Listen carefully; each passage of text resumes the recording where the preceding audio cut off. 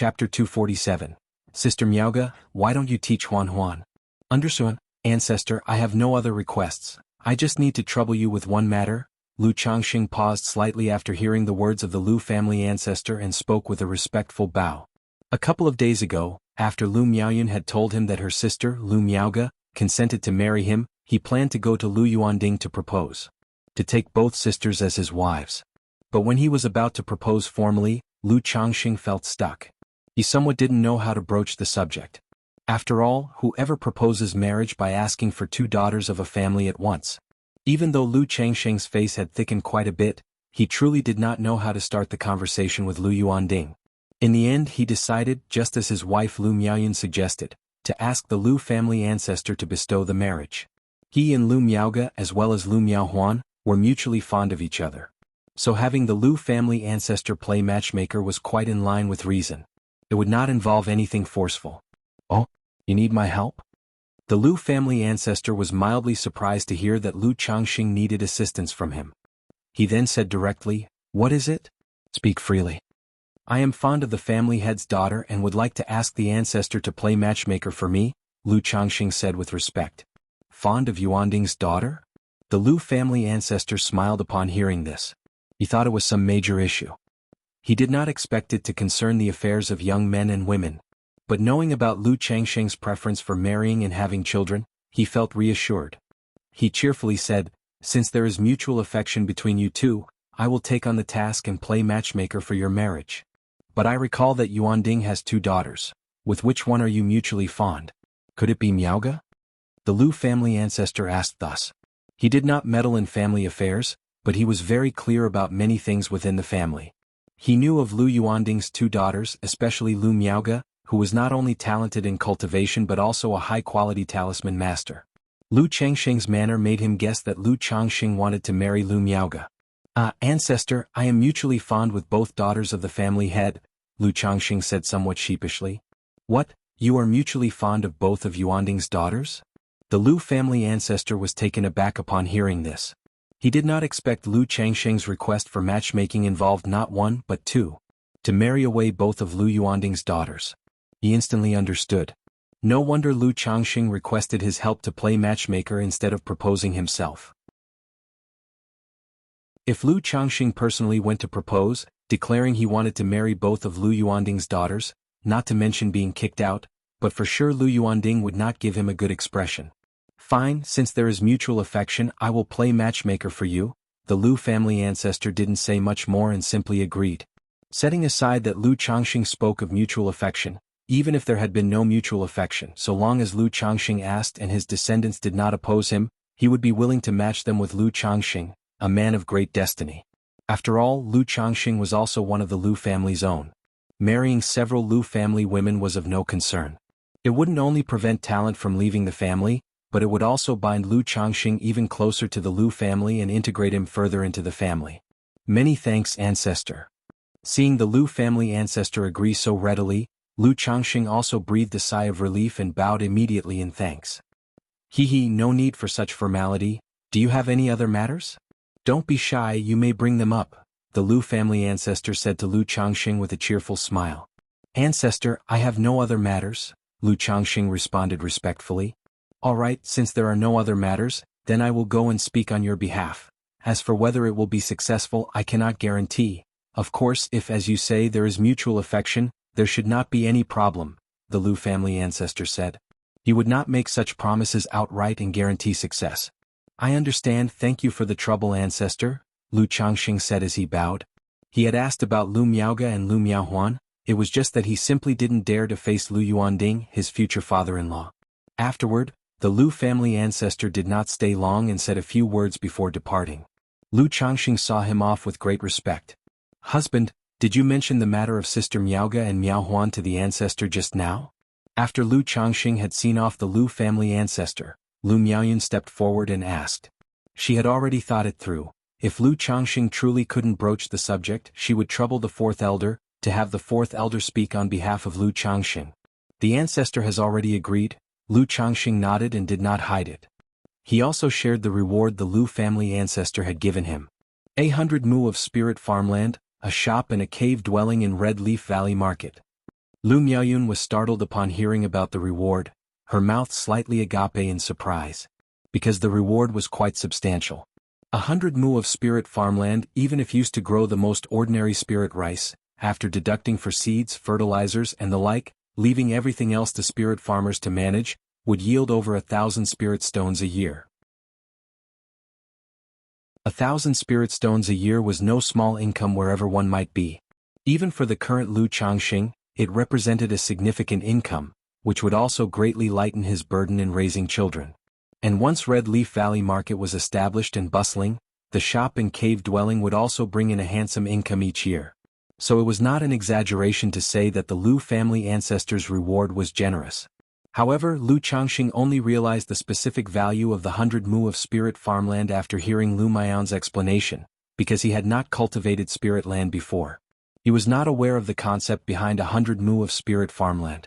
Does this mean from now on I could also live off collecting rent? Chapter 248. Sister Miaoga, why don't you teach Huan? Lu Changxing chuckled lightly. 100 acres of spirit field and a shop, a cave dwelling just by collecting rent, can allow 90% of cultivators to live a comfortable life. He also roughly understood why property could occupy one of the spots in the spell of wealth and partners. Many loose cultivators dream of owning a piece of spirit land. Not just because they need spirit land for cultivation, but also because owning a piece of spirit land means having the means of production, an endless income. No need to wander around for a living anymore. Yuner, when this spirit field reward is granted, it'll trouble you to take care of it. Lu Changxing said to Lu Miaoyun.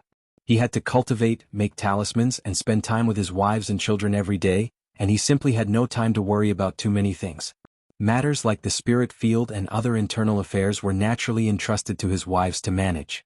And he was very confident in Lu Miaoyun. Husband, rest assured, you focus on cultivation, let your concubine handle such matters. Upon hearing Lu Changxing entrust her with the 100 acres of spirit field, Lu Miaoyun felt trusted and sweetly agreed. Although she didn't know much about farming, she knew that the Lu family had a mature system in this area. She didn't need to manage anything personally. All she needed to do was oversee it occasionally and wait to collect the money. After leaving Lu Changxing, the Lu family ancestor went straight to Lu Yuanding's place. Ancestor, what brings you here?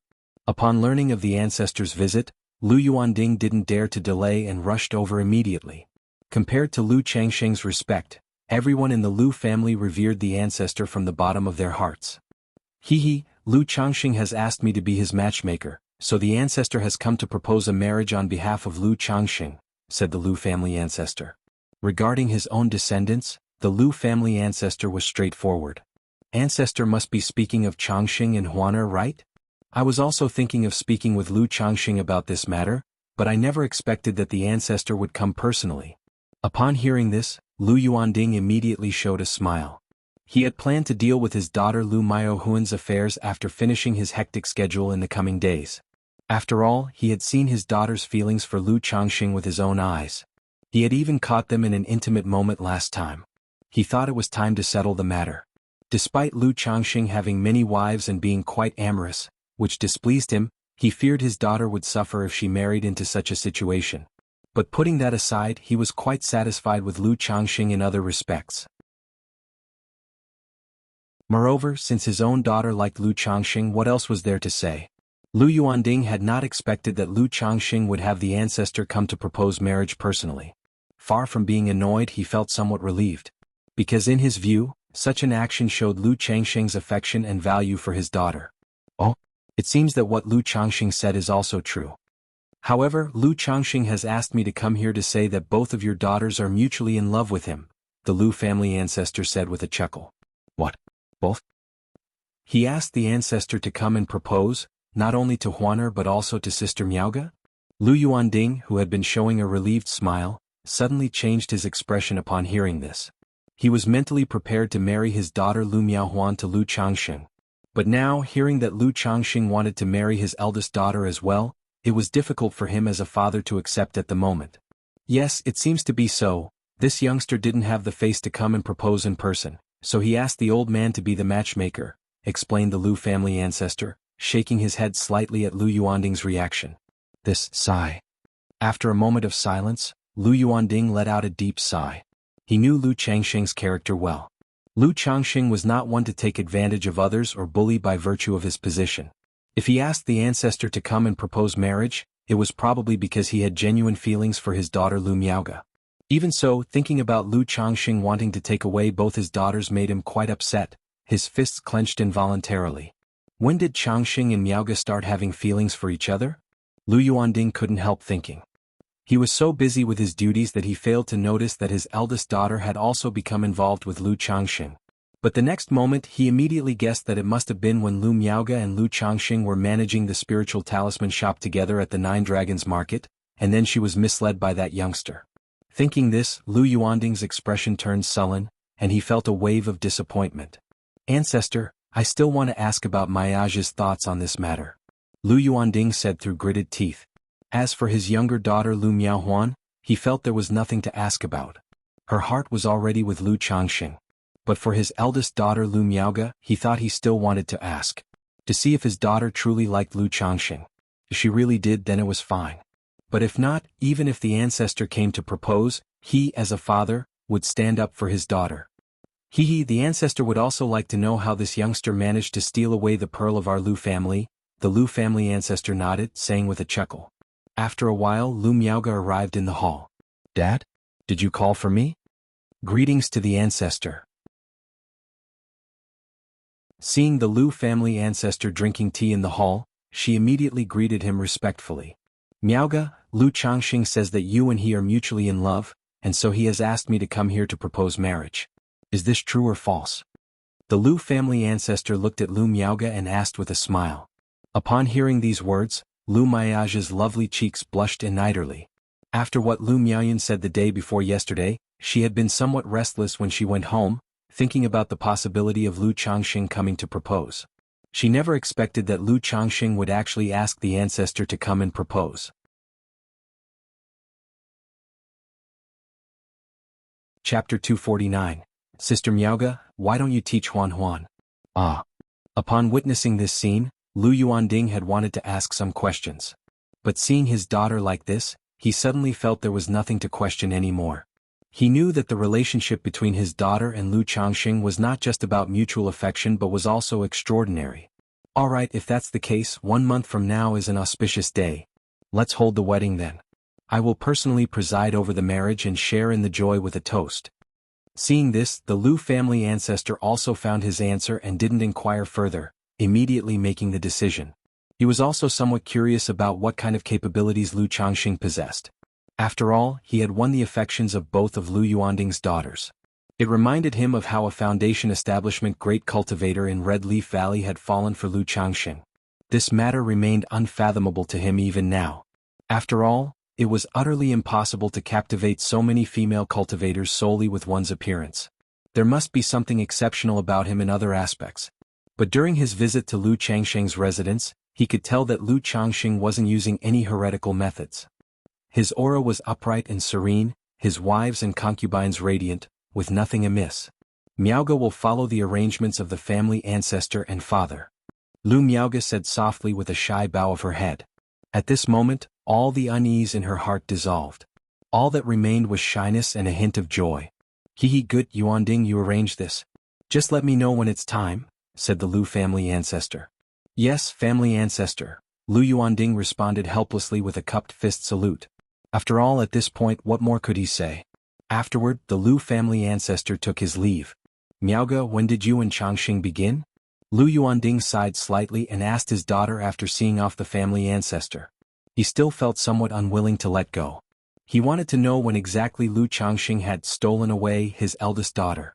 It was when I encountered a robber cultivator and Changxing saved me, Lu Miaoge said softly with her head bowed, not hiding anything from her father. Upon hearing this, Lu Yuanding felt somewhat relieved, and it eased his mind significantly. He knew that if not for Lu Changxing, his eldest daughter would have perished then. He then had a chat with his eldest daughter before going to inform his younger daughter. He told her that her marriage with Lu Changxing was settled and would take place in a month. Lu Miaohuan was initially shocked, not expecting the arrangement to be made so swiftly and feeling suddenly bashful. But learning that Lu Changxing was not only marrying her but also her sister, she was stunned for a moment.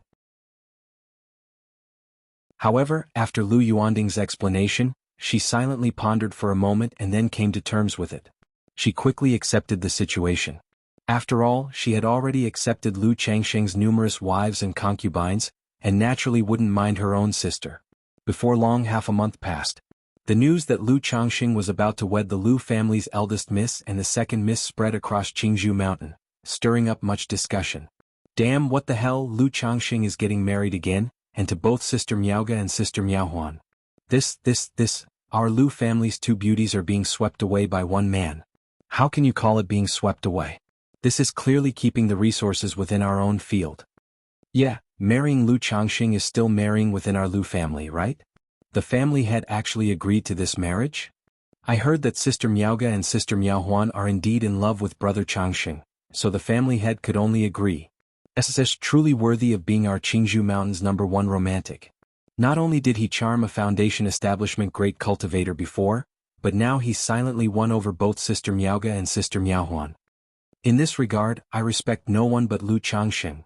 I'm not surprised that Lu Miaohuan is marrying Lu Changsheng, but I didn't expect Sister Miaoga to marry him as well. Yeah, I thought Sister Miaoga would remain unmarried for life. I support this marriage. That's right, I also support it.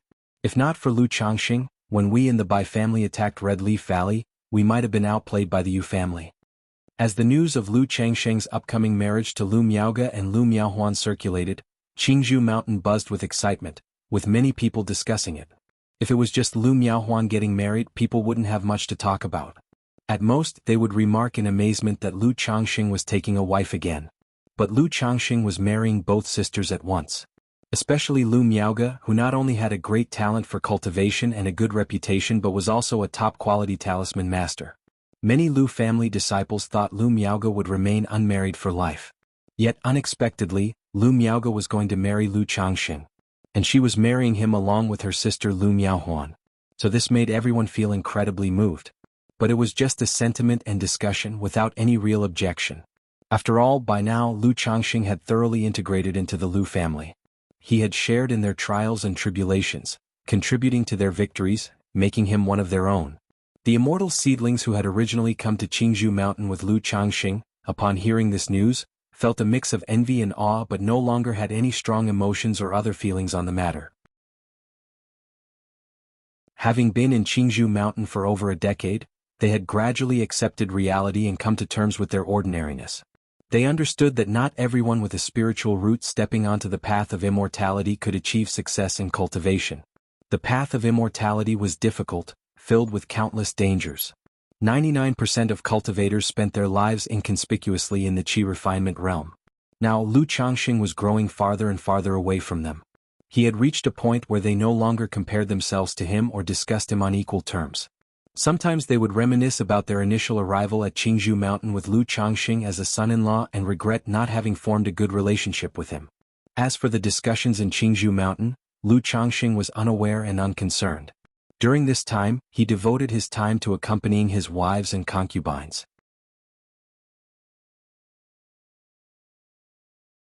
Chapter 250. Sister Miaoga, why don't you teach Huan?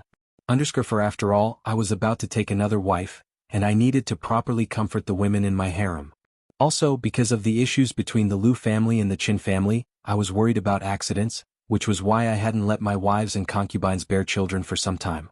Now that the storm had passed, the Lu family had returned to tranquility. I could continue to live in peace, so naturally, it was time to get busy with childbearing.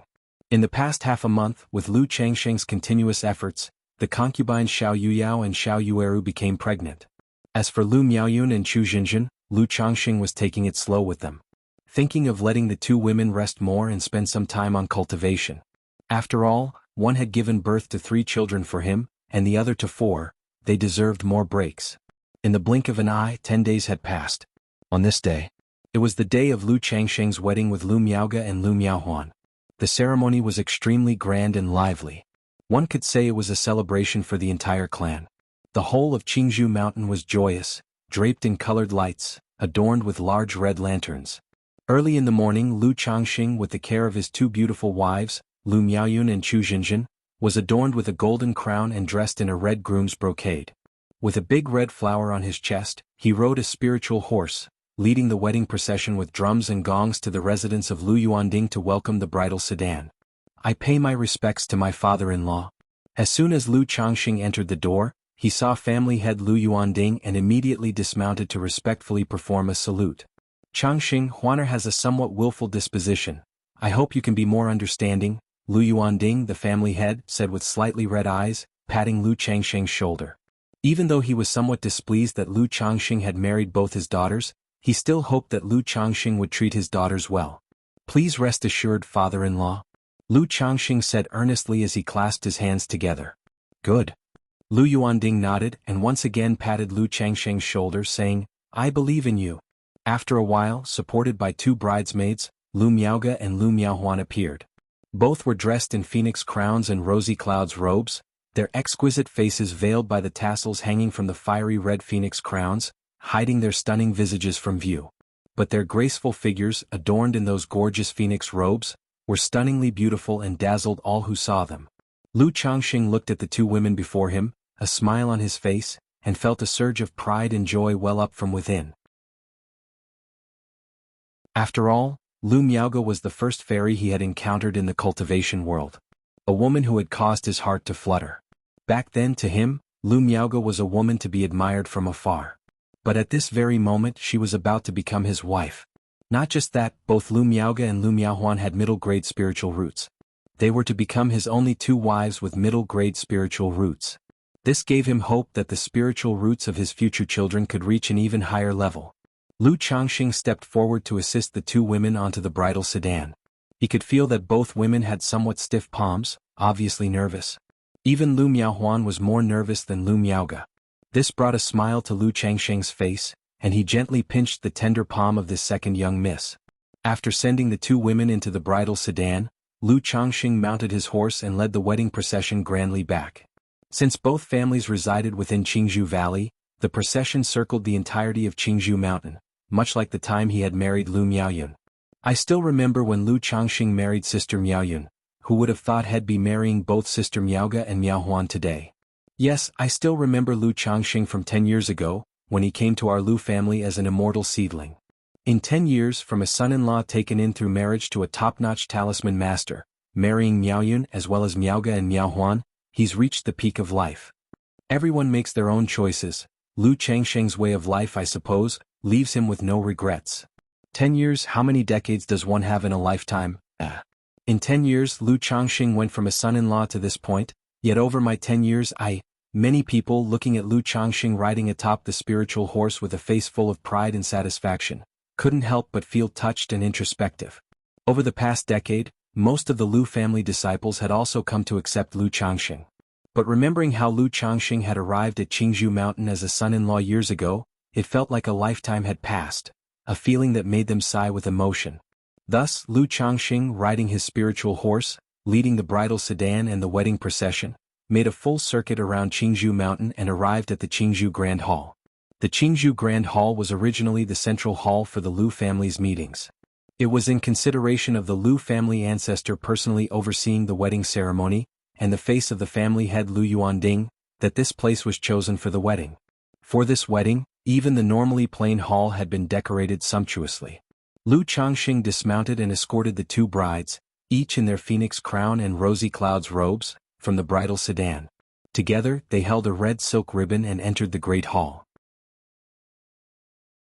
To the sound of harmonious music, the three of them entered the main chamber. Familiar faces met their gaze. The Lu family ancestor sat in the main seat, wearing a smile, personally presiding over the wedding. Lu Yuanding and the fourth elder sat nearby, serving as the elders from both sides. Begin the ceremony and exchange vows. The Lu family ancestor's voice bellowed clearly. Thereupon Lu Changxing along with Lu Miaoge and Miaohuan, came before Lu Yuanding and the fourth elder. First salute to heaven and earth. Second salute to the high hall. Couple bow to each other. Under the witness of the Lu family's high-ranking members, Lu Changxing and the Miaoge sisters completed the ceremony and exchanged vows. Following was the procession to the bridal chamber. However, after taking the two women to the bridal chamber, Lu Changxing still had to return to receive guests. Changxing, I once told you that as my son-in-law, you should treat Jianghu Mountain as your own home, but now I have something more to say to you.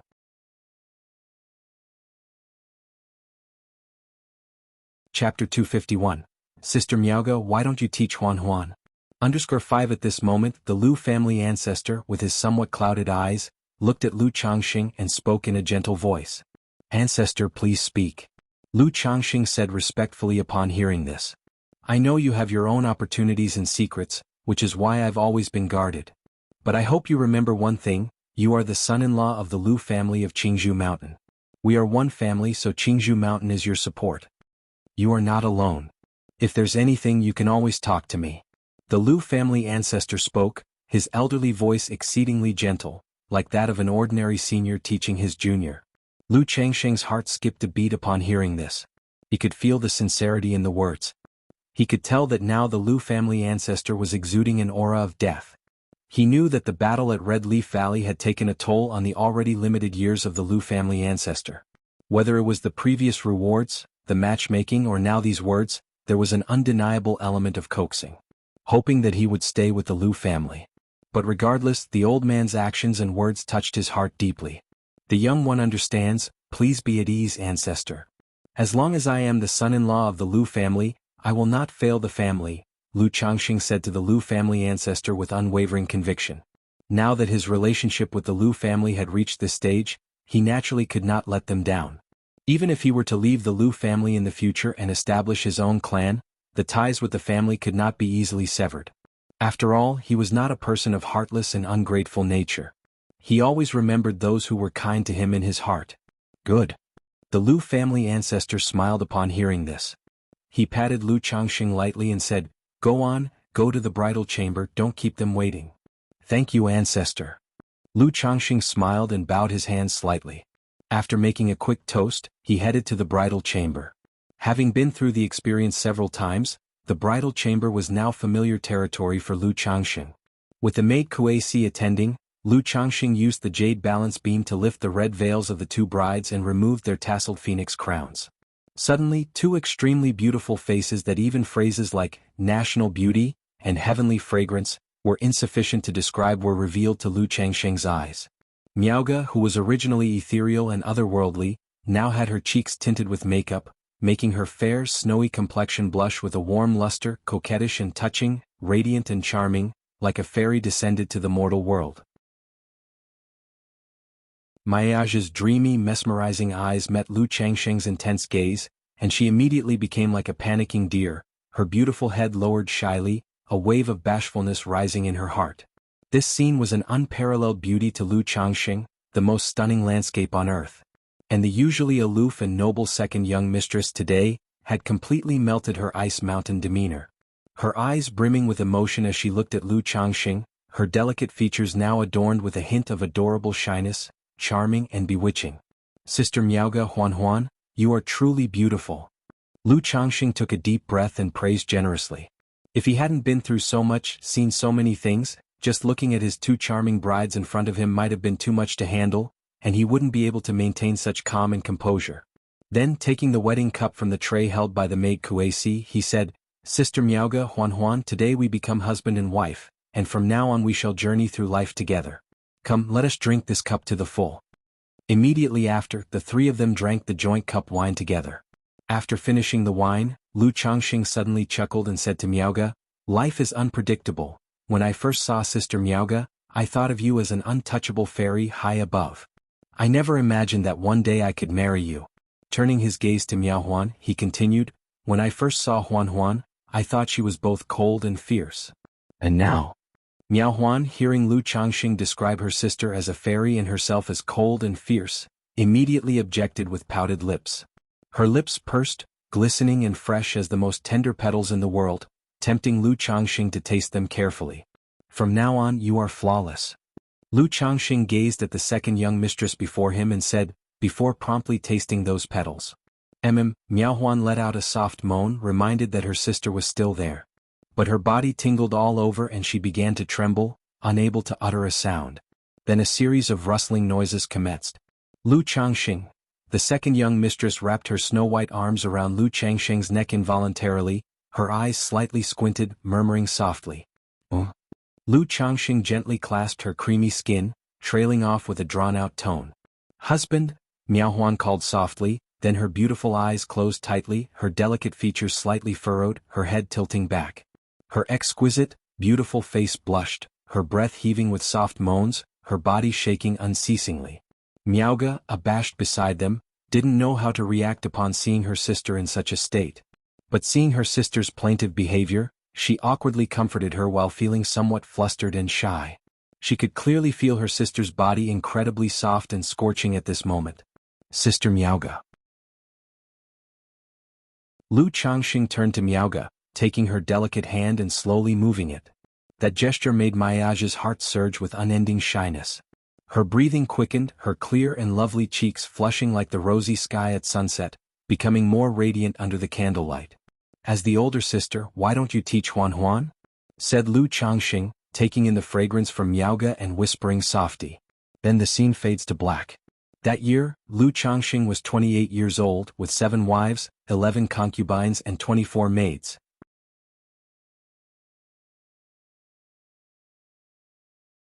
Chapter 252, The young lady and second miss are pregnant. _1 The next morning Lu Changxing awoke. Looking at the 2 newlywed wives beside him, whose features were about 70 to 80% similar and whose sleeping faces were stunningly beautiful, the corners of his mouth lifted slightly. This too is the motivation for my diligent cultivation, he said. The heights are cold and the path to immortality stretches endlessly. Cultivators are also human with emotions and desires. If one were to practice cultivation by casting aside all emotions and desires, and enduring nothing but arduous cultivation, even if one were to reach the pinnacle of the immortal path and live a long and plentiful life, what joy would there be? Lu Changxing ruminated in his heart. At this moment he experienced a feeling of enlightenment, a sense of spiritual satisfaction. It was as if his body and soul had both been sublimated. This was his Tao. The way of cultivation is manifold, different people follow different paths. As for him, his path was to traverse amid the chaos of the mundane world. He sought to satisfy his own desires and to cultivate an unobstructed mind and a relaxed spirit. Changxing. At this moment Lu Miaoga's eyelashes quivered as she slowly awoke, opening her clear and bright eyes. Looking at Lu Changxing, her face revealed a trace of happiness and shyness, mixed with a faint joy. Huan is still asleep, let's sleep a bit longer, she said. Lu Changxing, watching Lu Miaoga wake up, drew her enticingly fragrant and jade-like body into his arms. Bending his head slightly, he gazed at her fair creamy neck and spoke softly. Now married, Lu Miaoga no longer put on the airs of an elder sister as usual. She responded with a light aim, and nestled into Lu Changxing's embrace. Her beautiful eyes were half opened, her lips slowly parting with breaths that tugged at the heartstrings. Huan is about to wake up, later we need to go see father, she said. The eldest mistress, noticing that Lu Changxing's actions were becoming more intense, grabbed his hand, her hazy beautiful eyes looking towards her husband as she softly spoke. Even after the wedding night and becoming husband and wife, she tried to maintain the image of an elder sister in front of her younger sister. Hearing this, Lu Changxing also stopped his movements. He knew the eldest mistress was shy. He had great respect for Lu Miaoga, or it could be said that this kind of thing was mutual.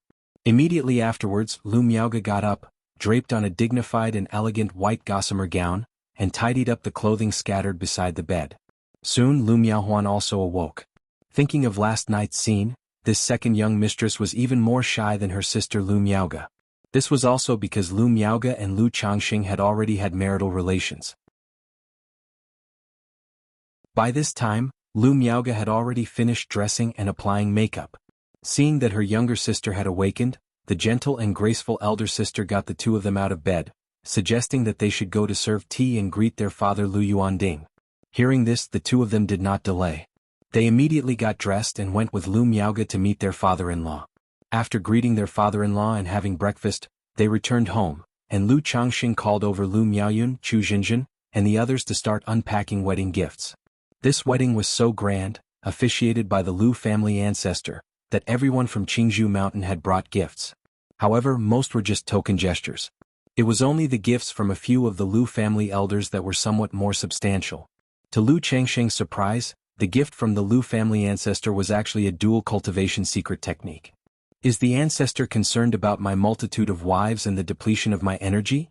He wondered, somewhat astonished. Nonetheless, he could tell that in terms of value, this dual cultivation secret technique was the most valuable of all the wedding gifts.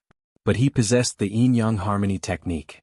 Contained within were many dual cultivation techniques, and he had no regard for the dual cultivation secret technique in the gift.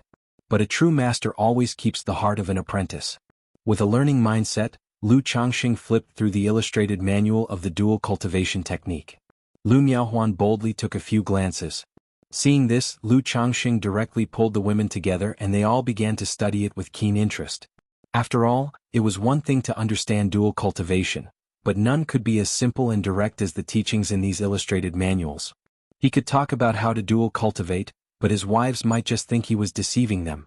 Now, with the dual cultivation technique gifted by the ancestor, there could be no doubt. As night fell, Lu Changxing first went to comfort Lu Miaoyun and Chu Jinjin, teaching the two women the dual cultivation technique and helping them with their cultivation. After all, one must not forget old love in the face of new. Late into the night, he then went to find Lu Miaoge and Lu Miaohuan for cultivation. Now naturally the two women did not share one room and had separate chambers, which made Lu Changxing feel a bit regretful.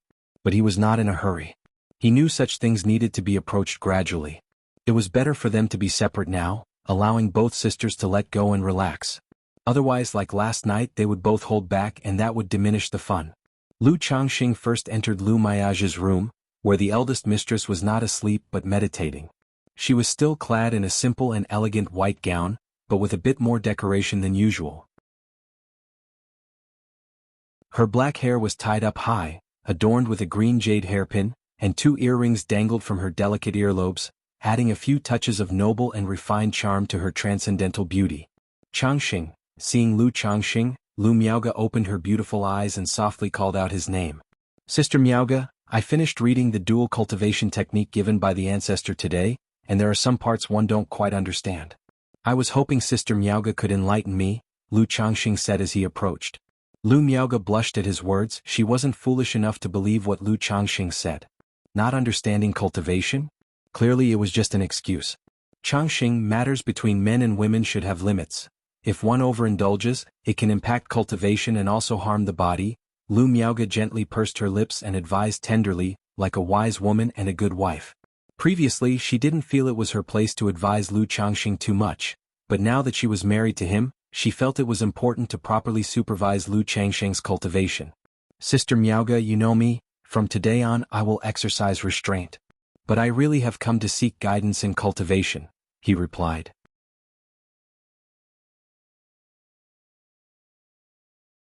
Chapter 253, The young lady and second miss are pregnant. Moreover, dual cultivation benefits both of us. Lu Changxing naturally knew that Lu Miaoge wanted what was best for him. But he practiced the 100 refinements treasure body art, and his body was comparable to a middle-grade magic artifact. To say he was as tough as iron was not an exaggeration. Watching her husband's appearance, Lu Miaoge's beautiful eyes brimmed with affection. She heaved a helpless sigh, knowing she had to take persuasion slowly. Her pearly teeth nibbled lightly on her tender lips, leaving a faint white mark as she nodded gently. Immediately thereafter, accompanied by the rustling sound of shedding garments, the two began their dual cultivation. Sister Miaoge, how do you feel? Is my tiger step like what is described in the books? Lu Changxing spoke out loud. Even though Lu Miaoge was good-natured and as gentle as water, upon hearing this she turned her face away and did not respond, ignoring him. After all, how could she respond to something like this? To this, Lu Changxing did not mind and continued the dual cultivation, talking to himself. His way of speaking was simply to tease Lu Miaoge. Just like the novel he read in his previous life, where Ling Xiaodong conquered Jianghu, there was a process of conquest from body to heart. Even after marrying her, there still needed to be this gradual and cyclical process.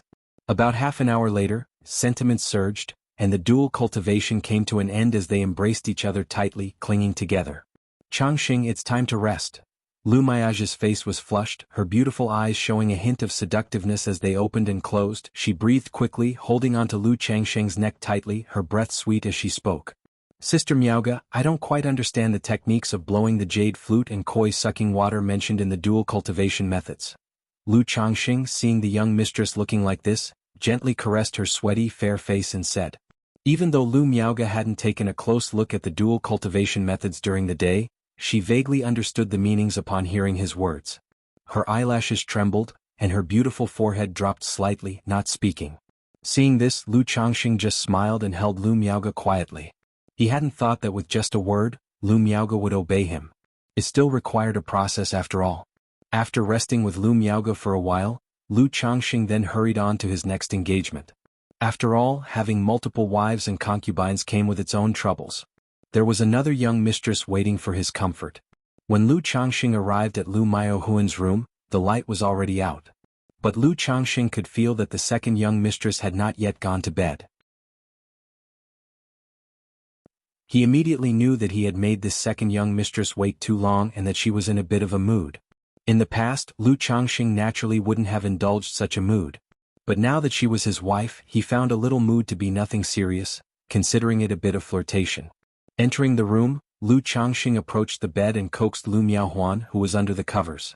The second young mistress now was all too easy to coax. It didn't take long before she was appeased. As he lifted the covers, he saw that Lu Miaohuan was still wearing a sparkling gown, as though flowing with stars. It was exactly the dress he had expressed during the day his desire to see her wear, the one from when they first met. Lu Miaohuan's graceful figure was perfectly displayed under this gown. Her fair and delicate skin seemed even more tender and soft like snow. Under the hem of the starry night-like gown, the contour of a pair of beautiful legs was visible yet hidden. With one glance, Lu Changxing spotted that on these beautiful legs were wrapped a layer of thin, sicked wing-like black silk stockings. This made her legs appear even more slender and temptingly sensual. Hiss.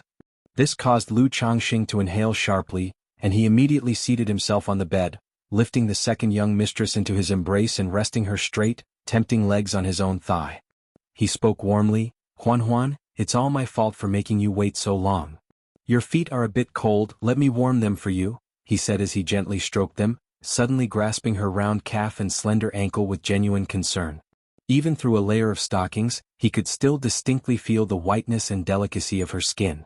Lu Miaohuan heard his words and looked at Lu Changxing with eyes that were both reproachful and delighted, giving him a look. She thought to herself that she hadn't guessed wrong after all. Lu Changxing indeed had peculiar tastes. But at that moment she did not feel disgusted. Instead, she felt a sense of pride, believing herself to be alluring. It was Lu Changxing who had fallen for her first.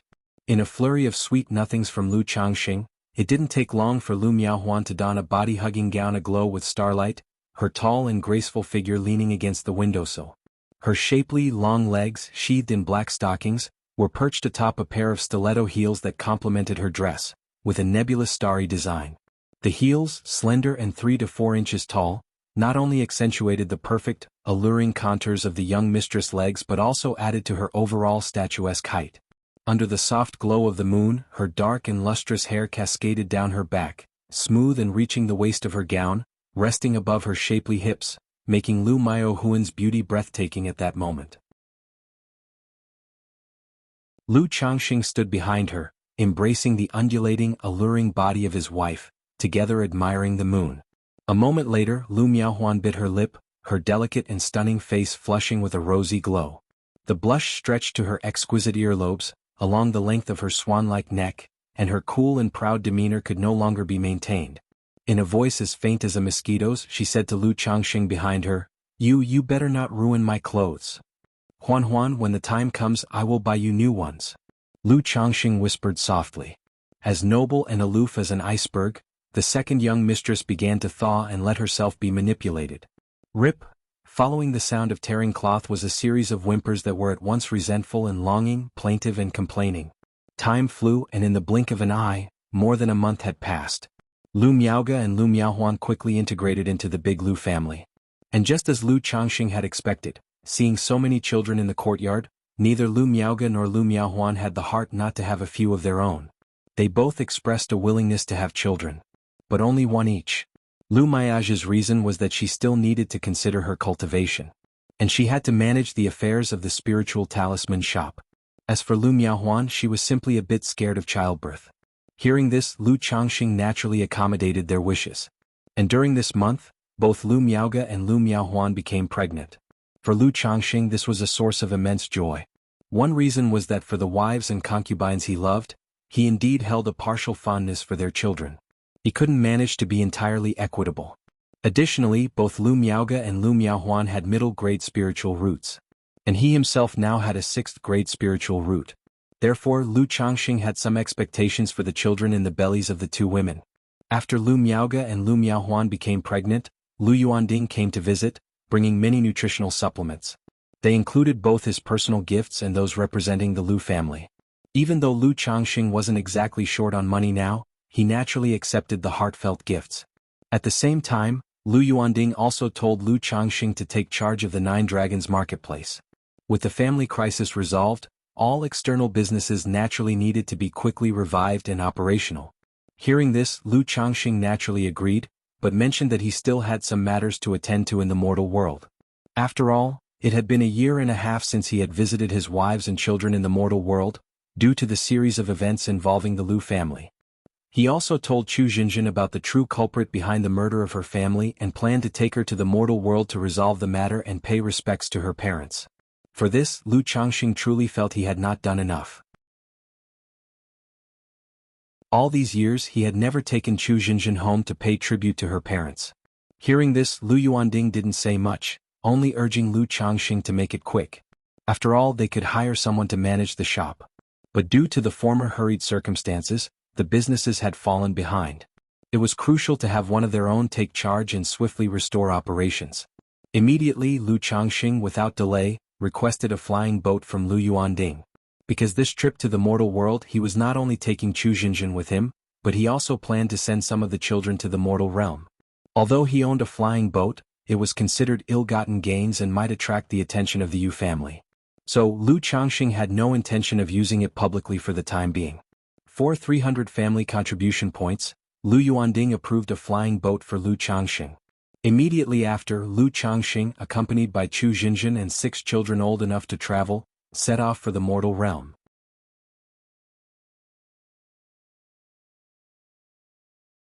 Chapter 254. A 10-year pact, Revenge_1. The sky is clear for thousands of miles, and the azure is spotless. A flying boat slowly descended from the sky and landed outside of Rui County City. Lu Changxing took out a transmission talisman and sent messages to Hong Yi and Li Feiyu.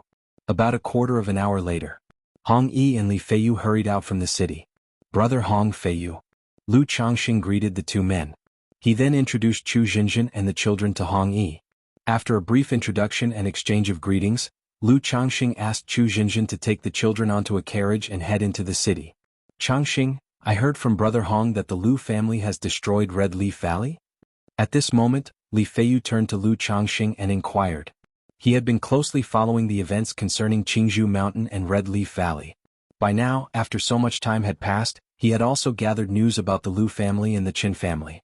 Learning that the Lu family had obliterated the Qin family of Red Leaf Valley came as a tremendous shock, and he had no clue what was going on. That's correct. Lu Changxing nodded. He did not conceal the truth. He briefly recounted the matters between the Lu family and the Qin family. At the same time, he asked Li Feiyu about his future plans, whether he intended to stay in the secular world or return to Qingzhou Mountain. He could tell that Li Feiyu's cultivation level was still at the 4th level energy refinement. In the secular world, even with the minor spirit gathering array he had set up, cultivation was exceedingly difficult. It was completely incomparable to cultivating in a place with a spiritual vein like Qingzhou Mountain. No, the children are much older now and my parents can take care of them. I plan to finish out the year and then go to the cultivation world to try my luck and see if there's an opportunity, said Li Feiyu. His determination to pursue cultivation had never wavered. He knew that with his current circumstances, if he didn't take a leap of faith now, let alone foundation establishment, he'd have no chance of reaching the energy refinement late stage in this lifetime. Red Leaf Valley has been destroyed, and the Lu family, Bai family, Yu family, and Zheng family will establish a marketplace in Red Leaf Valley. Once the marketplace is completed and everything comes to life, it will be a decent place to go, Lu Changxing spoke up. From what he knew, the Red Leaf marketplace would be completed in 1 or 2 years. Once it was built, to attract loose cultivators and businesses to settle there, the 4 major families would offer various favorable policies. During this phase for loose cultivators it would be a good time. If Li Feiyu were to go to Red Leaf Marketplace, he could also look after him to some extent. After all, venturing out to explore ancient ruins and secret realms, in his view, was still too dangerous. It was almost a sure path to death. But he also knew that for ordinary loose cultivators like Li Feiyu, the only way to make progress in cultivation was to take this one path. Okay, I'll consider it when the time comes, responded Li Feiyu after hearing this. Red Leaf Valley is going to have a marketplace?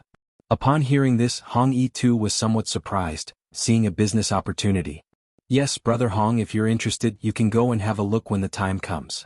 If you want to purchase a shop, I can also help make introductions, Lu Changxing said to Hong Yi. Now that his wives and children were settled in the secular world, and the Rui Marquis mansion was looking after them, he naturally wanted to return the favor.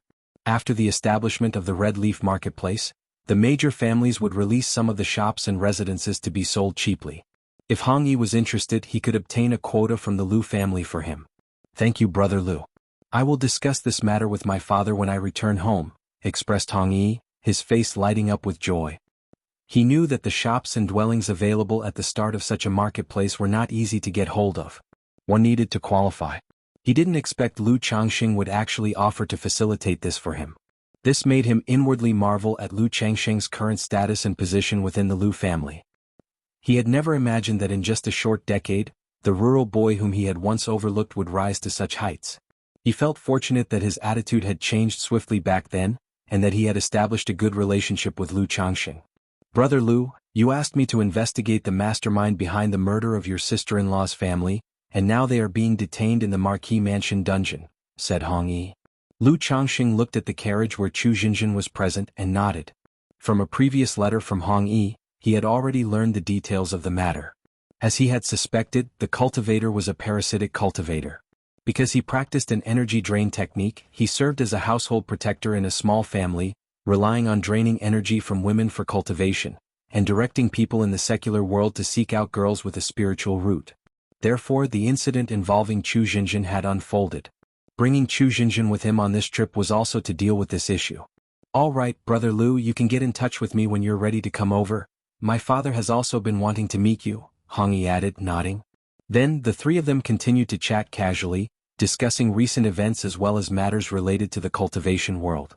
By the way, Brother Lu, do you stay in touch with Daoist Xiao, Daoist Zhao, and Daoist Han? Hong Yi asked at that moment. I have corresponded with Han Lin a few times, but I have had little contact with Daoist Xiao and Daoist Zhao, replied Lu Changxing as he shook his head. After their 3-year agreement, although they made another 10-year pact, 10 years was ultimately too long. A slight friendship from back then might not stand the test of time. And Lu Changxing wasn't someone who particularly enjoyed social interactions. So for many years he had only corresponded a few times with Han Lin. He learned that the other party had become an artifact refiner, and found out that Xianxia was taken as a disciple by a nascent soul immortal. Afterward, Lu Changxing wrote a congratulatory letter to Xianxia, who replied briefly. Then there was no further interaction. I, on the other hand, correspond frequently with the three of them, Hong Yi began to speak. His personality differed from Lu Changxing's. Upon returning to the secular world, he maintained active communication with others.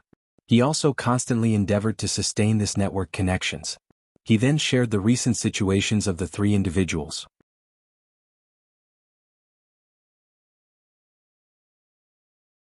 Chapter 255. A 10-year pact. Revenge. Xianxia was accepted as a disciple by a nascent soul immortal, had already broken through the energy refinement late stage, and had the prospects of reaching foundation establishment in the future. Zhao Qingqing, with her 6th grade spiritual root, became a pharmacist. But not long ago, through correspondence with Han Lin, he learned that Zhao Qingqing had awakened a latent spiritual body, the Veg body. This type of spiritual body does not enhance cultivation but is adept at nurturing spiritual medicine and performing healing. Therefore, Zhao Qingqing caught the eye of an elder who managed the medicinal garden at the outer sect and was taken in as a disciple. Han Daoist has become an artifact refiner, and now Lu Daoist is also a top-grade talisman master, leaving only me and Brother Li to waste our days in the mundane world. Hong Yi voiced his feelings. Back then, among the 6 of them, he was the one with the most privileged identity and background. Although he was doing fairly well now, when compared to Lu Changxing and others, the difference became obvious. He was only a little better off than Li Feiyu. Sigh. Li Feiyu sighed softly beside him but did not speak. At the time of their 3-year agreement, he had already become the worst off among the 6. Now, more than 7 years later, he was still the worst off. And the gap with the others was growing wider and wider. This was also the reason he was thinking of venturing into the cultivation world to make a stand. Feiyu. Lu Changxing, seeing his good brother like this, patted his shoulder. "I'm fine, just feeling a bit emotional seeing you all doing so well," Li Feiyu said with a wry smile, shaking his head. "Now, we only have 2.5 years left until the 10-year agreement we made back then. In a while, I'll write to ask Daoist Xiao and the others if they want to gather together," Hong Yi continued. "I'm fine with it." Lu Changxing nodded. He wanted to maintain these friendships if possible, but he didn't force it, preferring to let things take their natural course. After all, with the system by his side, he did not need Hong Yi's approach. Li Feiyu also nodded slightly. Although he did not entertain the idea of relying on others for help, he knew that maintaining these connections would be beneficial to himself. Just like now, his good relationships with Lu Changxing and Hong Yi provided him with many conveniences in terms of cultivation resources and information. While the three of them were chatting leisurely, the carriage arrived at the entrance of the Lu residence. Lu Lanshu, Lu Zier, Lu Qinger, and Xia Zhiyue, along with a group of children, were standing at the entrance of the residence. It was clear they knew about Lu Changxing's arrival and were waiting at the entrance. "Lu brother, I have other matters to attend to, so I won't disturb your family reunion," Hong Yi said as he got up to take his leave, seeing the situation. "All right, see you tomorrow," Lu Changxing nodded and then turned to look at his wives and children. Husband, father, Zhenjin, Auntie Chu. The wives and children, seeing Lu Changxing, immediately showed the joy of a long-awaited reunion. Lu Wuyo and Lu Shila even rushed over to embrace Lu Changxing. "Haha, did you miss Daddy?" Seeing this, Lu Changxing held the children and ruffled their heads, a smile also spreading across his face. "We missed you." After not seeing them for over a year, the children had all grown taller. From their stature and movements, it was evident that they had a solid foundation in martial arts. Such minor improvements in martial arts also boosted Lu Changxing's ability. However, this boost was too insignificant. For Lu Changxing, who was cultivating the 100 Refinements treasure body art, it was almost negligible. "Lanshu, it has been hard on you all these days," Lu Changxing said to his wives. "Husband, it wasn't hard," the women shook their heads, their eyes filled with tenderness. Let's go inside." Lu Changxing didn't linger to catch up at the entrance. He patted his eldest son, Lu Pinggan, who had nearly grown as tall as his chest, and went inside with his wives and children. Now, the Lu residence had changed considerably from 1.5 years ago. The house now employed many protectors, martial masters, servants, and maids. Following Lu Lanshu's instructions, upon seeing Lu Changxing, the head of the household, they all respectfully paid their respects, calling out "Old Master, Family Head." Hee. Lu Changxing couldn't help but chuckle softly. He was still getting used to this title, but in the mundane world, after establishing a family, being called Old Master was also normal. And being 28 years old, he was indeed not young anymore. After settling the children, Lu Changxing spent time with his wives and children, joyfully having a reunion meal. That night, "Lanshu, Zier, Qinger, do you want to go back to Jianghu Mountain for a visit?" Lu Changxing asked, embracing his wives. Sending his wives to the mundane world partly for the children's care, and partly as preparation for escape. Now that the situation of the Lu family had stabilized, if the three women wished to return to Jianghu Mountain, he could take them back to live there on this trip. "Husband, well, just stay here with the children." All three women shook their heads. They did not necessarily want to leave Jianghu Mountain, but they understood that with Lu Changxing's busy affairs, rather than going back to Jianghu Mountain, it was better to stay here. Moreover, they also knew that Lu Changxing wouldn't bring the children back with them and didn't want to be away from the children. "All right, I'll come back often whenever I have time," Lu Changxing said warmly. He still had quite a bit of affection for his first three wives, and, following his words, he expressed his love through his actions. The next day, "Zhenjin, why don't you stay at home and I'll go alone," Lu Changxing said to Chu Zhenjin. Although this trip was meant to bring Chu Zhenjin along for revenge, she had never dared to kill even a chicken, let alone take a life for revenge. Moreover, he could see that over the years Chu Zhenjin had been forgetting and shedding the hatred in her heart. If she were to see her enemy, it might bring back painful memories. "Husband," Chu Zhenjin looked at Lu Changxing, pursed her lips, and her eyes were determined, clearly wanting to go. "Then let's go." Seeing this, Lu Changxing held her hand and did not say much else.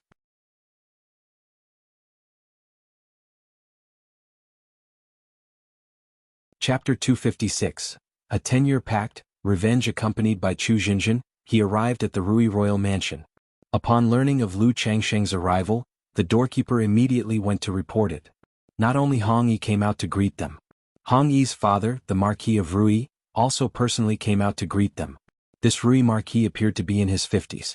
However, through Hong Yi, Lu Changsheng knew that this Rui Marquis was actually over 70 and had more than 40 children. 7th level energy refinement. Lu Changsheng recognized the cultivation level of the Rui Marquis at a glance. Such cultivation strength was considered to be that of a master in the secular world. Spirit Gathering Array, a minor spiritual land? After entering the inner courtyard of the mansion, Lu Changsheng immediately sensed that there was a spirit vein beneath it. Similar to the one in Bullhead Mountain, it belonged to the less influential spirit veins. But in the secular world, even a minor spirit vein like this was rather impressive. After a brief conversation with the Rui Marquis, Lu Changsheng followed Hong Yi to a subterranean palace. Young Master Yi. At the entrance of the subterranean palace, 2 innate masters stood guard and greeted Hong Yi with a bow. Open the door, Hong Yi commanded outright. Upon entering the subterranean palace and walking through a tunnel, it was clear that this was a prison. The air was filled with a damp, musty smell and many people were confined. Any martial arts experts or cultivators who cause trouble in Rui Prefecture are dealt with by the Rui Marquis Mansion and imprisoned here. Gong Sun Hong is detained in the depths, Hong Yi explained to Lu Changsheng. Gong Sun Hong was the cultivator behind the scenes who had killed Chu Zenshin's entire family. Lu Changsheng nodded slightly, holding Chu Zenshin's hand as they followed Hong Yi deeper into the dungeon. Many cells on both sides were empty, some containing prisoners.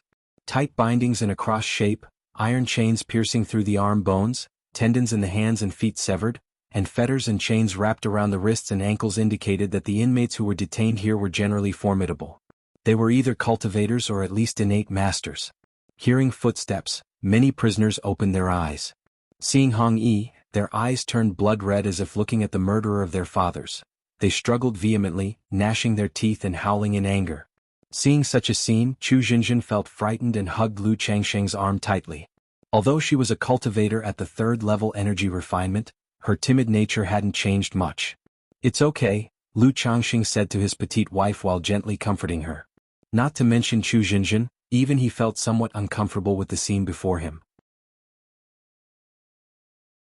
After all, the most tragic scene he had witnessed was the killings in Red Leaf Valley. But that was not as revolting as what he saw now. Brother Lu, sister-in-law, this person here is Gong Sun Hong. Hong Yi stopped and pointed at a door to a cell, announcing. Inside sat a man in his 60s with gray hair, a pale face, purple lips, and appeared to be at death's door. He was in a tight binding, iron chains piercing through the arm bones, tendons in the hands and feet severed, and fetters and chains wrapped around the wrists and ankles. Gong Sun Hong, Chu Zhenjin recognized that this was the very cultivator who had orchestrated the murder of her family. Hatred and anger surged in her heart. But at the same time, the thought that her parents died because of her brought a wave of sadness. Zhenjin, let me do it. Lu Changsheng sighed softly upon seeing his wife in such a state. He knew Chu Zenshin's personality well. He had anticipated that even with the murderer before her, Chu Zenshin's heart would only be filled with sadness and confusion. She would hardly experience the sensations of anger and hatred, the satisfaction of revenge. One reason was her personality. The other was that over the years, much of her hatred had been buried. Chu Zenshin's eyes turned slightly red as she nodded. She had felt unwell ever since entering the dungeon, even feeling nauseous. At this moment, asking her to take action to relieve her hatred by killing someone was really beyond her. Swish! Lu Changsheng snapped his fingers. A streak of white sword light burst forth, ending Gong Sun Hong's life and severing his head. When he had saved Chu Zhenjin, he was still worried that the cultivator behind the scenes might come after them. But now, over 7 years later, killing the enemy was as easy as slaughtering a chicken. Wu, my husband, Chu Zhenjin trembled upon seeing Gong Sun Hong's death, tears streaming down her eyes as she held Lu Changsheng tightly. Although she felt some relief from revenge, there was more emptiness and sadness in her heart, knowing that her parents and family could never return. Sigh, Lu Changsheng hugged his wife, stroking her hair and comforting Chu Zhenjin. If it weren't for giving his wife closure, and since she had insisted on coming, he would not have wanted to bring Chu Zhenjin to such a place. After the vengeance was done, Lu Changsheng did not stay long. Picking up Gong Sun Hong's head, he bid farewell to Hong Yi and left. Carrying Chu Zhenjin, they rode on the Iron Feather Eagle toward Dongyang Prefecture, to Zhoushan Mansion. 1 day later. The couple arrived at Zhoushan Mansion. Father, Mother, Wu. Looking at the desolate, weed-infested courtyard, Chu Jinjin finally could not hold back her tears and cried bitterly. Seeing this scene, Lu Changxing sighed softly. He consoled his fragile wife and erected a tombstone for her deceased parents. He then hired people to renovate the dilapidated mansion, arranging for someone to guard the place long-term. This was so that Chu Jinjin wouldn't have to be so sad and distressed when she came to pay her respects in the future. He also thought that, should her elder brother who had taken up the demon path return, he would see that his sister was still alive and well taken care of.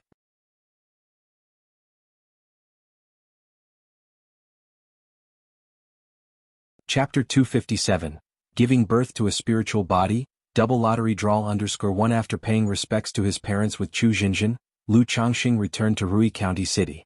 He stayed in Rui County City for 3 days, accompanying his wives and children, before leaving with Xia Zizhu and Chu Jinjin. He did not return to Jianghu Mountain. Instead, he went directly to Nine Dragons Market. One reason was to avoid making an extra trip. Additionally, he would have use for this flying boat later on. He needed to send several maids and children from the marketplace into the mundane world. 5 days later, the flying boat descended outside Nine Dragons Market. After securing temporary identity plaques for the 2 women, Lu Changxing entered the marketplace. Back when he left Jianghu Mountain, 7 of the 9 pregnant women had already given birth. The remaining 2 would also give birth in a couple of months. Now I already have 18 children with a spiritual root, but I don't know if these 2 children will have spiritual roots. Lu Changxing felt somewhat expectant in his heart. Both maids were purchased from White Jade Tower and possessed 9th-grade spiritual roots. Therefore, there was a not-so-small chance that the children in their wombs would have spiritual roots. However, it was very unlikely for both to possess spiritual roots. Lu Changxing did not pay too much attention to it. After settling Chu Jinjin and Xia Zizhu, Lu Changxing took Xia Zizhu to the neighboring courtyard. That was the courtyard where Xia Long once lived. He wanted his daughter to see her father's former residence. Looking at the deserted courtyard covered in dust, and thinking of her deceased father, Xia Zizhu felt profound grief and her eyes reddened. Usually unable to bear such scenes, Lu Changxing sighed as well. He could only comfort her as much as possible. He let her cry out for her father all night, filling the void in her spirit. The next day, Lu Changxing went to the Lu family compound in the Eastern District. He met the already present second elder, and took back control of the spiritual talisman shop. In the half-year he had been gone, without the supply of supreme talismans from the 4th elder and a decrease in superior talismans, the shop's business inevitably suffered. Faced with this situation, the Lu family's approach was straightforward. Hold promotions and provide more superior and supreme talismans, allowing the business to begin to recover. In the blink of an eye, 3 months passed. In these 3 months, only Xiao Huang, who had been left behind, was pregnant. It wasn't that Lu Changxing didn't want to have more children. The maids with spiritual roots had just given birth not long ago and needed to recuperate. Xia Zizhu's cultivation had just broken through to the 3rd level of qi refinement. Lu Changxing planned to wait until she reached the 4th level of qi refinement and the middle stage before considering having children again. As for ordinary maids like Bai He and Haitang who lacked spiritual roots, now that he had so many wives and maids, Lu Changxing planned not to have any more children with them. After all, he believed in quality over quantity. I've been out for over 3 months now, it's time to go back. In the spiritual talisman shop, after completing his meditation and cultivation, Lu Changxing opened his eyes and exhaled lightly. He prepared to return to Jianghu Mountain and see his wives and children. He did not go directly back to Jianghu Mountain. Instead, he steered the flying boat, taking Chu Jinjin and sending maids like Bai He and Haitang as well as a group of children to the secular world. As for Xia Zizhu, he temporarily settled her in Nine Dragons Market. One reason was that Nine Dragons Market needed someone to look after it. Additionally, having just married Lu Miaoga and Lu Miaohuan not long ago, it seemed somewhat improper to bring someone back from outside the house so soon. After settling the maids and children into the mundane world and staying for 2 days, Lu Changxing took Chu Jinjin back to Jianghu Mountain. Upon returning to Jianghu Mountain, Lu Changxing gave the spirit boat back. He stayed at home for 3 days, accompanying his wives and children. The Yin-Yang Harmony Technique's 5 aggregates proliferation method also came into play at this moment. However, the 5 aggregates proliferation method was not a sure hit. It merely increased the odds. Lu Changxing didn't know how effective it had been over these 3 days. 3 days later, amidst the reluctance of his wives, Lu Changxing rode the Iron Feather Eagle, taking Jianghu back to Nine Dragons Market. Qingyun Sect. Kaiyun Peak Mingyue Residence.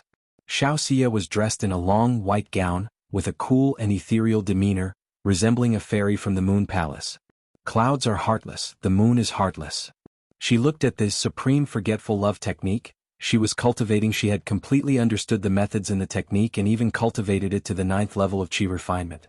But when it came to the states of mind and the artistic conception of the technique, she could never grasp the essentials and failed to comprehend them. After pondering for a long while, Xianxia let out a soft sigh, took the cultivation technique, and went to the highest palace at the top of Kaiyun Peak.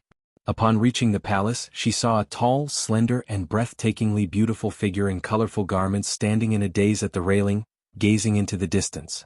From the side, one could discern her magnificent curves under the loose colorful garments, resembling a valley among rolling hills. Her long, silky jet-black hair hung down to her waist, almost covering her mature and full curves. Master. Xianxia called out respectfully.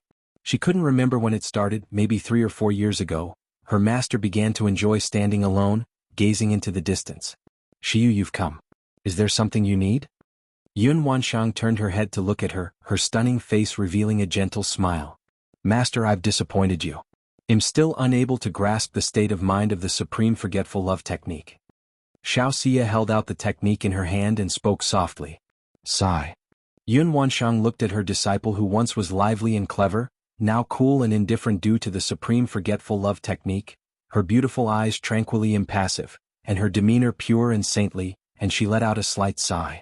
Xiyu, the first layer state of mind of the supreme forgetful love technique is clouds are heartless, the moon is heartless. What's your understanding of it?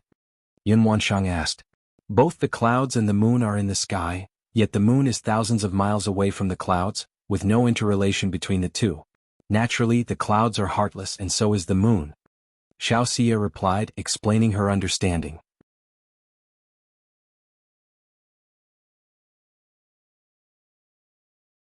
Chapter 258, a month later. Qingyun Sect. On the misty white jade square filled with celestial aura, hundreds of young men and women left with heavy hearts and low spirits.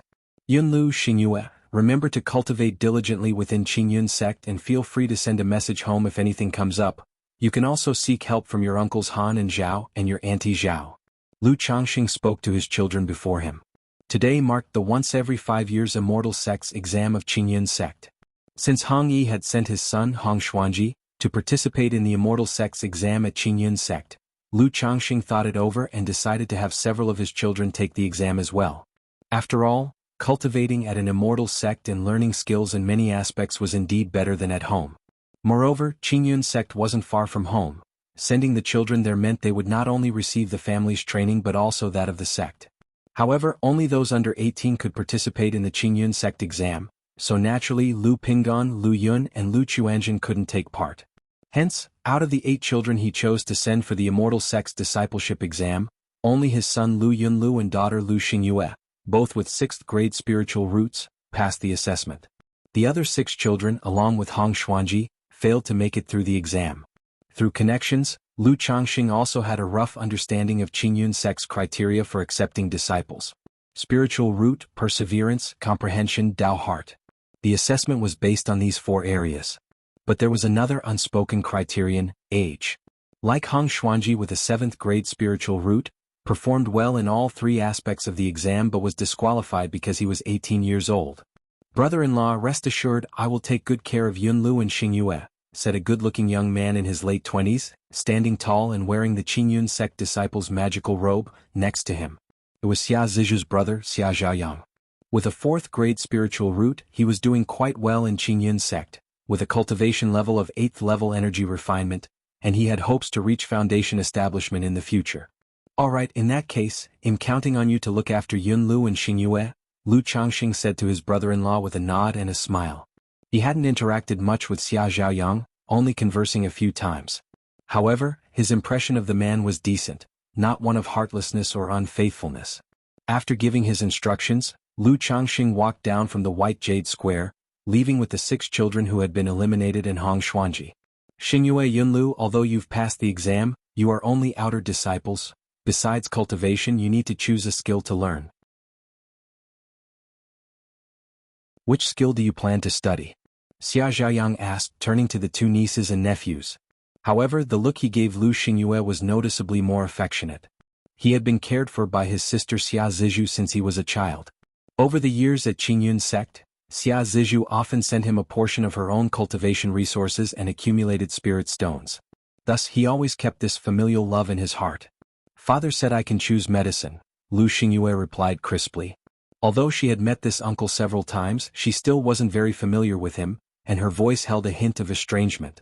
Father told me to choose artifact refining, Lu Yunlu said. Good, it'll take you there, Xia Zhaoyang said, nodding his head and leading them away.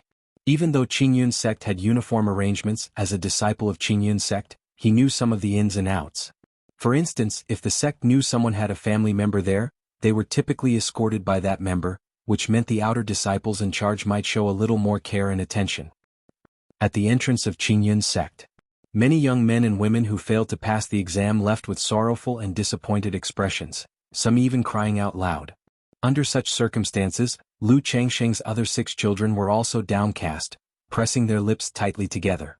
Seeing this scene, Lu Changsheng couldn't help but reminisce about his own feelings upon learning that he had been rejected by Qingyun sect 25 years ago. He patted his children's heads and said with an air of calm, "It's all right if you didn't pass, I wanted you to gain some experience by bringing you here. Xuanji, you shouldn't take it too hard either." Lu Changsheng didn't feel too strongly about the children's failure to pass because he had anticipated it, and he also maintained an indifferent attitude about it. They walked out of the mountain gate, where Hong Yi was eagerly waiting outside. His face immediately fell upon seeing Lu Changsheng and his son exiting. He had high hopes for his son Hong Xuanji, wanting him to join an immortal sect and surpass himself. But now, seeing his son walk out of the gate, he knew the boy hadn't passed the exam. "Brother Lu Xuanji," Hong Yi greeted Lu Changsheng with a hand-over-fist salute. Xuanji did well in several areas of the exam, but he was disqualified because he's a little too old, Lu Changsheng explained to Hong Yi. "Father, I have let you down. Your next red awaits at my virtual library empire," Hong Xuanji said, slightly bowing his head to his father. He knew how much his father wished for him to be accepted into Qingyun sect. "Ah, it's okay," Hong Yi sighed deeply, patted his son's shoulder and didn't say much more. Many others, like Hong Yi, showed sadness and disappointment when they saw their children or younger family members walking out of the gate. Most of them, being loose cultivators, understood the hardship of such a path and wished for their offspring to be admitted into an immortal sect. Brother Hong Xuanji is quite talented and intelligent, and he will not fare poorly in the future even if he hasn't joined an immortal sect. We ourselves were once rejected by Qingyun sect as well, weren't we? Lu Changxing said to comfort him. If Xuanji's future turns out a bit like mine, that would be decent, but it's audacious to compare him with you, Brother Lu, Hong Yi said with a bitter smile on his face. Then, turning to Lu Changxing, he said with a hand-over-fist salute, "Brother Lu, I have an audacious request." "Haha, Brother Hong, just speak freely," **the Nelfer. Net website on Google to access chapters of novels early and in the highest quality. Lu Changxing laughed lightly and replied, guessing somewhat what Hong Yi was about to ask. "I was hoping, Brother Lu, that you could let Xuanji continue to work at by Lake Mountain. If you find any errors, ads pop up, ads redirect, broken links, non-standard content, etc. Please let us know reports so we can fix it as soon as possible."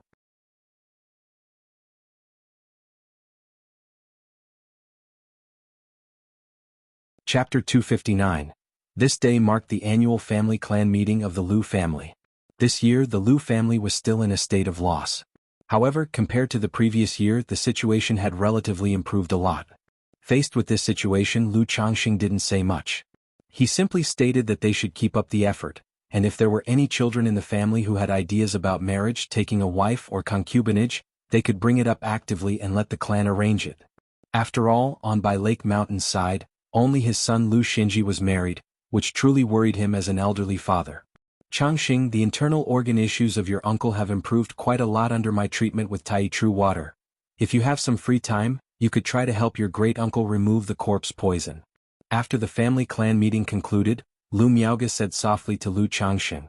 Previously, Lu Changxing had said that once she had managed Lu Yuanhong's internal organ issues more or less, He could attempt to use sword qi to drive out the poison. Alright, I'll go with you in a few days. Upon hearing this, Lu Changxing held Lu Miage's hand and spoke warmly. The three of them returned to Changxing Hall, where Lu Miaoge typically used Tai True water to nourish and heal Ling Zixio's meridians and Dantian. Looking at the beautiful and gentle Lu Miaoge in front of him, Lu Changxing felt he needed to refine the foundation establishment elixir as soon as possible. Over 2 years had passed, with Lu Miaoge constantly running back and forth between Qingzhou Mountain and Bai Lake Mountain. Normally, she would also need to oversee the Red Leaf Valley Market, which kept her extraordinarily busy. Now that he had gathered almost all the auxiliary materials for the foundation establishment elixir, only 2 more medicinal ingredients were left. Thinking of refining the foundation establishment elixir as soon as possible and giving one to the Lu family of Qingzhou Mountain, just as long as there was someone from Qingzhou Mountain who made a breakthrough and a new foundation-building great cultivator was born, Lu Miaoge wouldn't have to be so busy, and she could cultivate peacefully on by Lake Mountain, with the effect of the Tai Dao seed. Lu Miage's cultivation speed was not at all inferior to those with high-grade spiritual roots. Yet because she was busy and constantly healing Lu Yuanzhong and Ling Zixiao, her own cultivation had been delayed.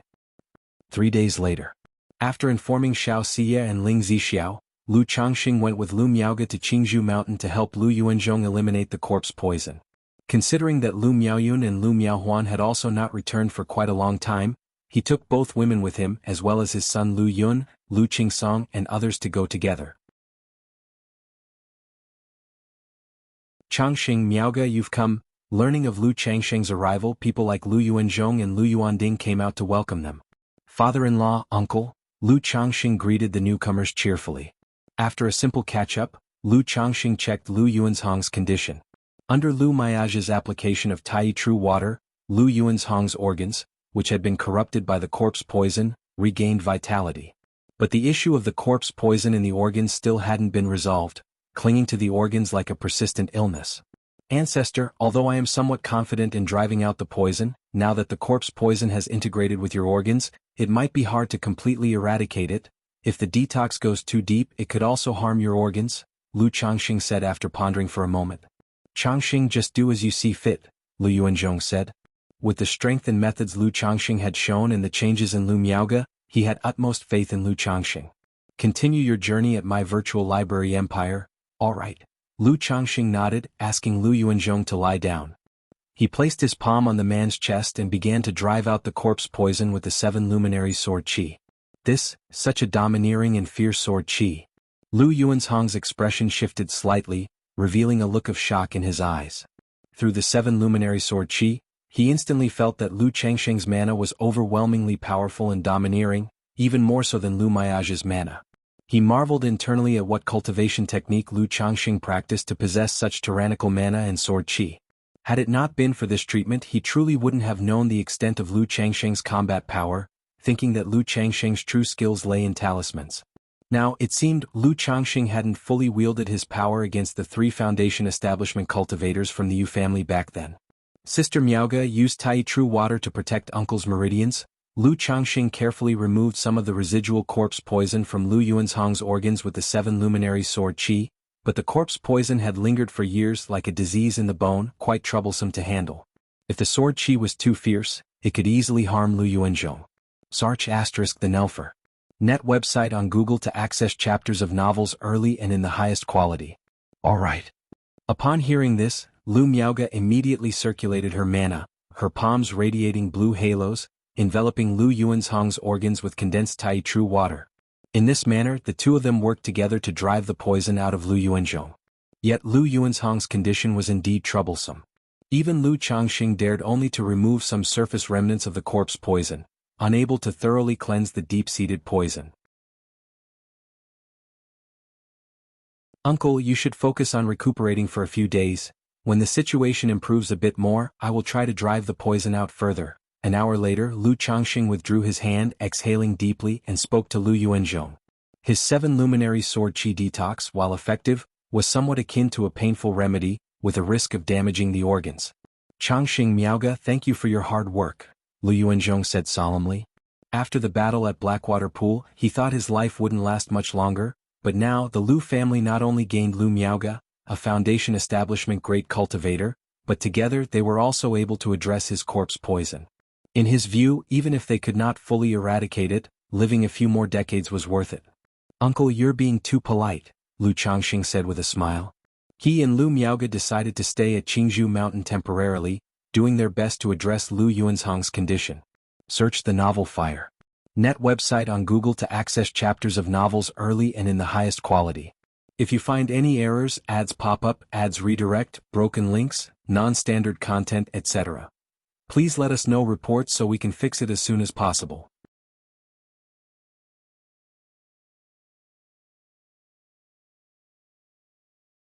Chapter 260, Giving Birth to a Spiritual Body, Double Lottery Draw. Shiyu, clouds embraced the light of Yuer, casting the shadow of a colorful cloud upon the ground. To those on earth, it appears the moon rests among the clouds as they wrap around each other, coexisting in reliance. Therefore, to achieve the essence of the supreme forgetful love technique, one must aspire to become heartless and forget emotion, yet one must first face the emotional trials, joy, sorrow, separation, and reunion, to gain a profound enlightenment and a deep understanding of the mysteries of forgetting emotion. Previously, your teacher had asked Elder Yun to refine the red dust elixir, hoping that with its aid, you would comprehend the chaos of mortal life and could skip this step. But now it seems that, in the end, you must rely on yourself. Yun Wanshang uttered these words. Although she had not practiced the supreme forgetful love technique herself, as a nascent soul immortal, her vision was naturally exceptional. She knew the profound mysteries of the supreme forgetful love technique. To face the emotional trials. Xianxia naturally knew what it meant to face emotional trials. It meant experiencing worldly love, joy, sorrow, separation, and reunion. However, as she practiced the supreme forgetful love technique, she could feel herself becoming more and more indifferent, rarely moved by emotions or disturbed by feelings. Under such circumstances, to experience joy, sorrow, separation, and reunion was extremely difficult. As for love, having practiced the supreme forgetful love technique, Xianxia no longer knew what love was. Shiyu, if you cannot succeed, then you need not continue practicing the supreme forgetful love technique. To indulge in such a cultivation technique without success may lead you astray into a demonic path, wasting your potential. With your talent and aptitude, even without practicing the supreme forgetful love technique, you can still build a flawless Tao foundation. Yun Wanshang spoke, saying so. She had been hesitant at first to allow Xianxia to practice the supreme forgetful love technique. But 5 years ago, after undergoing an emotional trial herself, her mindset and thoughts also changed. She gradually realized that emotional trials were not so easily overcome. One lapse could ensnare one completely. After being silent for a long while, Xianxia softly said, "Master, I wish to try again. I will give you 3 more years. If you do not succeed within this time, you will give up the supreme forgetful love technique," said Yun Wanshang to her disciple. Shiyu shall heed master's words. In Xiaoxia's cool eyes, a gentle and lively smile appeared. Half a year later, Jianghu Valley. Lu Changxing and Lu Miaoyun supported Lu Miaoge outside the birthing room. Lu Yuanding was also nearby. The family head paced back and forth. He clenched and unclenched his fists, his expression extremely tense. The reason was simple. Lu Miaohuan was about to give birth. Father-in-law with Miao Huan's 6th level energy refinement cultivation level, there should be no problems. Lu Changxing consoled, seeing the family head for the first time with such an expression. Lu Yuanding nodded. But he still focused on the birthing room, filled with anxiety. Seeing this, Lu Changxing didn't know what else to say. Saying too much would seem as if he, as a husband and soon-to-be father, did not care for his wife and child. Suddenly, wah! A loud cry of an infant burst forth from the room. It caused everyone outside to shudder and their faces to beam with joy.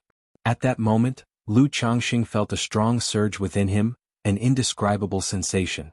Simultaneously, 2 system notifications sounded in his mind.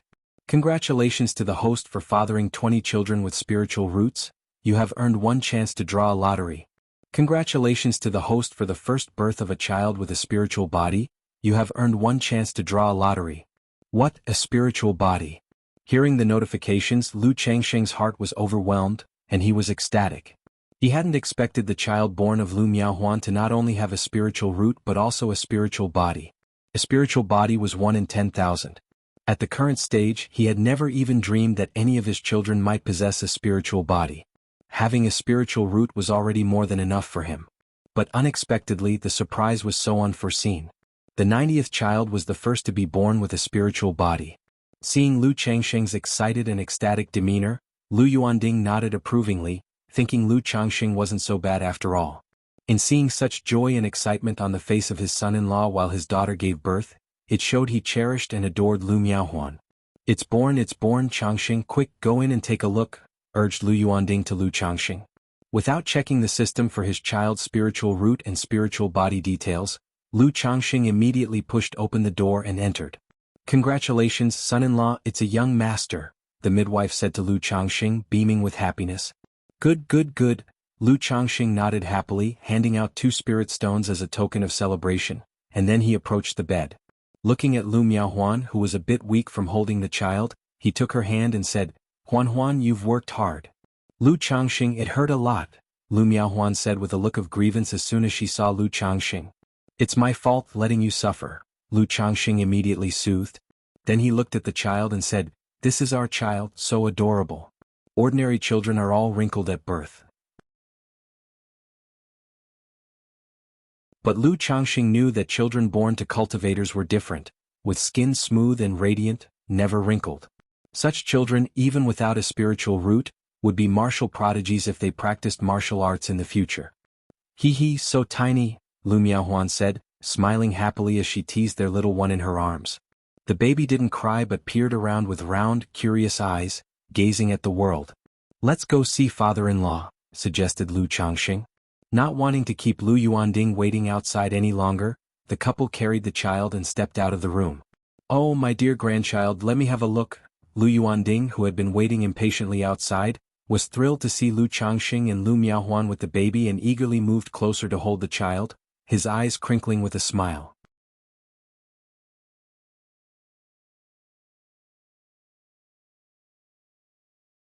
Chapter 261, Giving Birth to a Spiritual Body, Double Lottery Draw? He bore none of the composure that the patriarch of the Lu family usually displayed. He reached out to touch and pinch the baby's small face, causing the infant to cry out with a wah. Haha, Yushu Huaner's child is born. Your grandson is born, did you hear that? Lu Yuanding, however, started laughing, his eyes moistening as he did. Hearing this, everyone knew that Lu Yuanding was missing his wife, the mother of Lu Miaohuan and Lu Miaoga. Oh, there, don't cry. Lu Yuanding began to soothe the child again. Changxing, let's name the child Qingshan. Lu Yuanding said aloud. He had previously mentioned the naming of the child. Thinking of the names for the children of Lu Miaoga and Lu Miaohuan. A boy would be named Qingshan and a girl Qingzhu. As father-in-law wishes. Lu Changxing nodded. He had been through so many names already.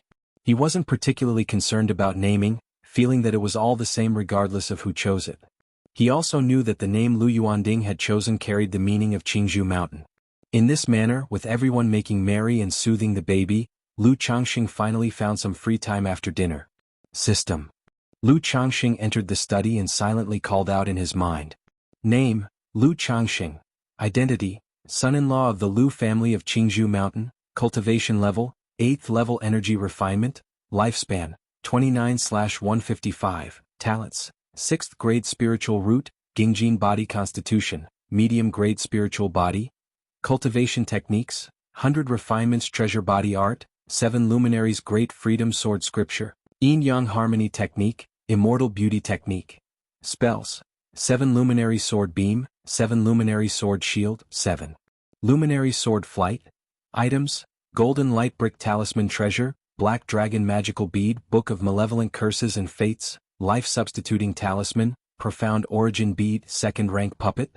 Skills, talisman making, 2nd rank, puppetry, 2nd rank. Spiritual pets, 9 netherhound, peach blossom goo, descendants, 90/97, Gingjin body constitution. Is this my child's spiritual body?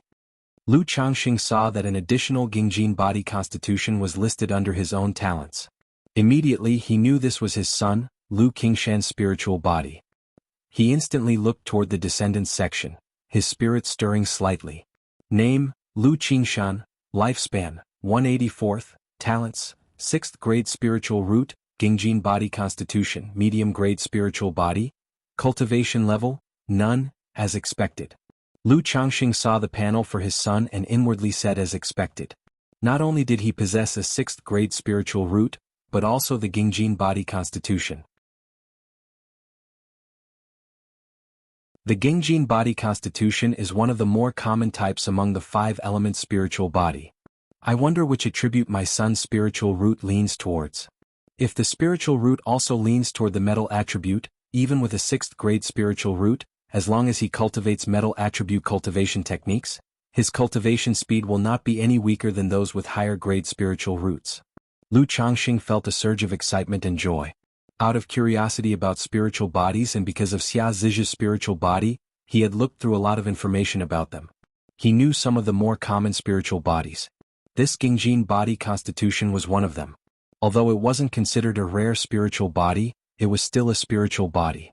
Knowing that this type of spiritual body, when paired with a spiritual root of the same attribute and cultivating metal attribute cultivation techniques, could match the cultivation speed of a higher grade spiritual root.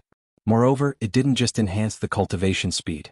Cultivating the corresponding attribute techniques, spells, and divine skills would also be more powerful, surpassing those of the same rank. It would be best if it's a metal attribute spiritual root, but it doesn't matter if it's not. Moreover, I have the 7 luminaries' great freedom sword scripture, so there's no need to worry about any attribute of cultivation techniques unless my son has a mutant spiritual root. Lu Changxing exhaled softly. There was now an added anticipation for the future of this child. He was the first prodigy of the Lu family. All the children before had lower grade spiritual roots. This one not only has a middle grade spiritual root, but also possesses a spiritual body. Immediately after, Lu Changxing began his cultivation in a seated position. He personally experienced the effects of this Gingjin body constitution. After a long while. Is it because the child has just been born and the spiritual body is still growing? After briefly cultivating, Lu Changxing could feel his intake and outflow of spiritual energy during qi refinement was smoother with the metal attribute. But the effect was not as astounding or transformative as one might imagine. He guessed in his heart that it was because the child was newly born. Like the spiritual root, this Gingjin body constitution was still growing. It needed to reach a certain age to be fully developed. I cultivate the 7 luminaries' great freedom sword scripture, and this Gingjin body constitution mainly enhances the lethality of my spells somewhat, not contributing much to cultivation itself. The quickness of metal attribute spiritual energy might even affect the balance I maintain while cultivating the other attributes. Unless in the future I have more children, providing me with one of each of the 5 element spiritual body types, Lu Changxing mused to himself. He knew that such a spiritual body is best paired with corresponding attribute cultivation techniques. If one cultivates other attribute techniques, it might even be detrimental.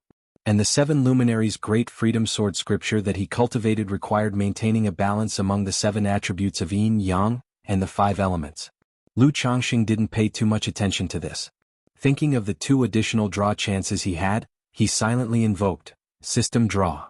Immediately the system spinning wheel appeared. Start the draw. Seeing the roulette wheel, Lu Changxing didn't overthink it. With a thought, he directly initiated the draw.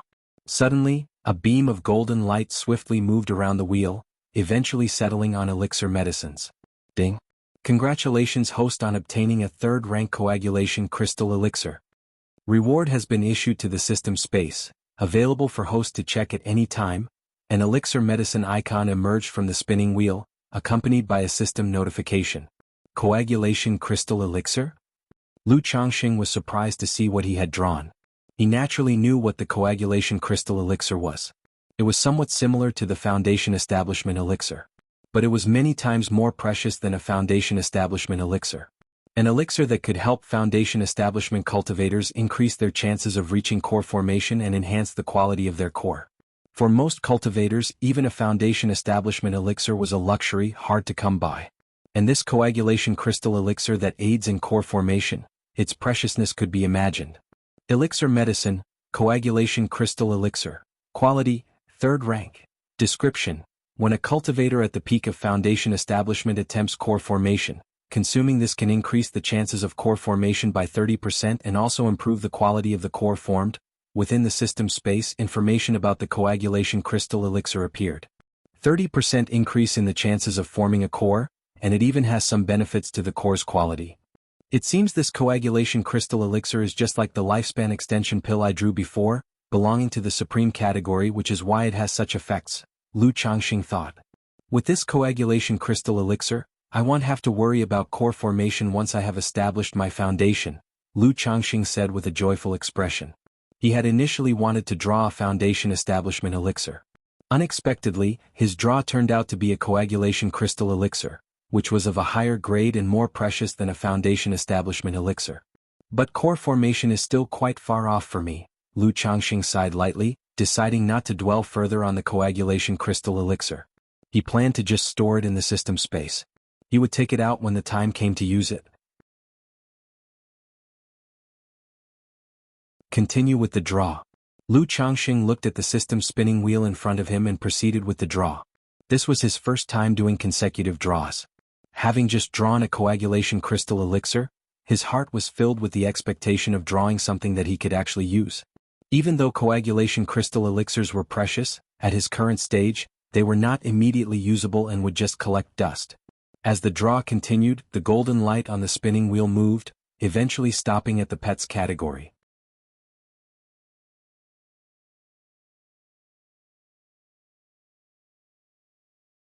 Chapter 262. Li Feiyu leaves, the Lu family ancestor passes away. _1 ding. Congratulations, host, for obtaining a 6-winged golden silkworm larva. The reward has been delivered to the system space. The host can check at any time. A golden insect pattern with a shining glow and a pair of wings on its back emerged from the big roulette wheel, accompanied by the sound of a system notification. 6-winged golden silkworm? Lu Changxing looked at the reward drawn by the system, his eyebrows raised. He hadn't expected that among pet beasts, there were not only beasts but also bugs. This means that the pet lottery encompasses everything: feathers, fur, scales, insects, plants, and so on. If that's the case, in the future if I draw a plant demon pet, I won't have to worry about the spirit plants for cultivating the heavenly longevity technique. Lu Changxing thought to himself. He had not forgotten the heavenly longevity technique he had acquired from Xia Long. He had always thought that once he had the strength and conditions, he would have his wives and children plant trees for cultivation.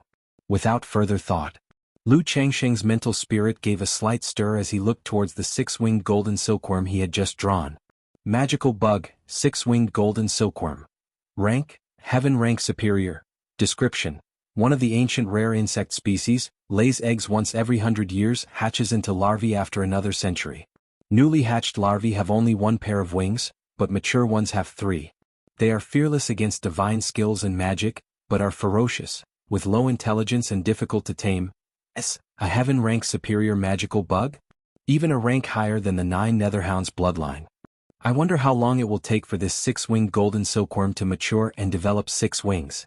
Lu Changxing considered the information about the 6-winged golden silkworm, thinking to himself.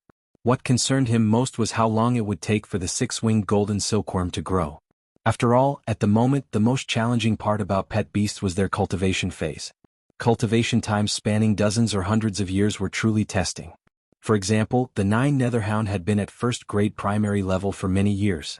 Only about half a year ago, when Lu Changxing finally had some surplus funds, he bought some spiritual beast pills for Lu Pingan to feed it regularly. It's now almost reaching the first-grade middle stage.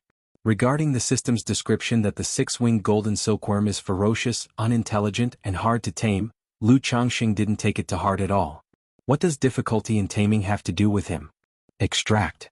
With a flicker of his mental spirit, Lu Changxing took the 6-winged golden silkworm out of the system space. Instantly, a golden silkworm about an inch long, as thick as a little finger, appeared. This silkworm had a pair of thin, cicad-like wings behind it. The wings shimmered with a faint golden light and emanated a violent and murderous aura. The 6-winged golden silkworm lays eggs every 100 years, hatches in another 100, and when the larvae hatch, they are as hard as iron, comparable to magic artifacts, and immune to primary-level techniques. To grow from a larva to a 4-winged silkworm, it takes 200 years, equivalent to 3rd-rank strength. To grow from 4 wings to 6 wings, corresponding to 4th-rank peak, it needs 1,000 years. Lu Changxing looked at the 6-winged golden silkworm in his hand and developed a general understanding of its condition. Impressive indeed. Just hatched larvae had almost the strength of the first-grade later stages. After raising it for a few decades, it would have the strength of a second-rank foundation establishment. Once it went through its first metamorphosis and grew its second pair of wings, it would have third-rank strength. Another 1,000 years of growth to sprout the third pair of wings and it would be at the peak of fourth rank, comparable to fifth rank. For a demon beast, this time frame is not long. But for Lu Changxing it was way too long. Pet beasts are of little use to me at my current stage, they can't directly enhance my strength. However, if these pet beasts can be cultivated and grow, they will all be formidable indeed, probably invincible at their respective ranks. Lu Changxing sighed slightly, shaking his head. He then tried to sense the six-winged golden silkworm before him. Just like with the 9 netherhound and the peach blossom goo, he felt a connection with this six-winged golden silkworm. But just as the system description said, this six-winged golden silkworm was ferocious, not intelligent, and it was impossible to communicate properly. He could only transmit some simple commands. For example, to kill. If it weren't for the system having tamed it for me, this six-winged golden silkworm would probably kill anyone it saw. For now, let's just raise it. If I can find the corresponding methods to control and tame insects, the growth of this six-winged golden silkworm could be sped up quite a bit. Lu Changxing thought to himself without lingering further. He then put the six-winged golden silkworm into the spiritual pet bag that held the Lockhart goo. The Lockhart goo, which looked listless and as if it was on its last breath, suddenly became alert as if it was frightened by the six-winged golden silkworm. Seeing this scene, Lu Changxing couldn't help but think of Meng Xiaochan. She was clearly proficient in the art of insect control. He wondered if she knew how to cultivate the six-winged golden silkworm. If there were corresponding cultivation methods, then its growth rate could be greatly increased. But Lu Changxing didn't ponder on it too much.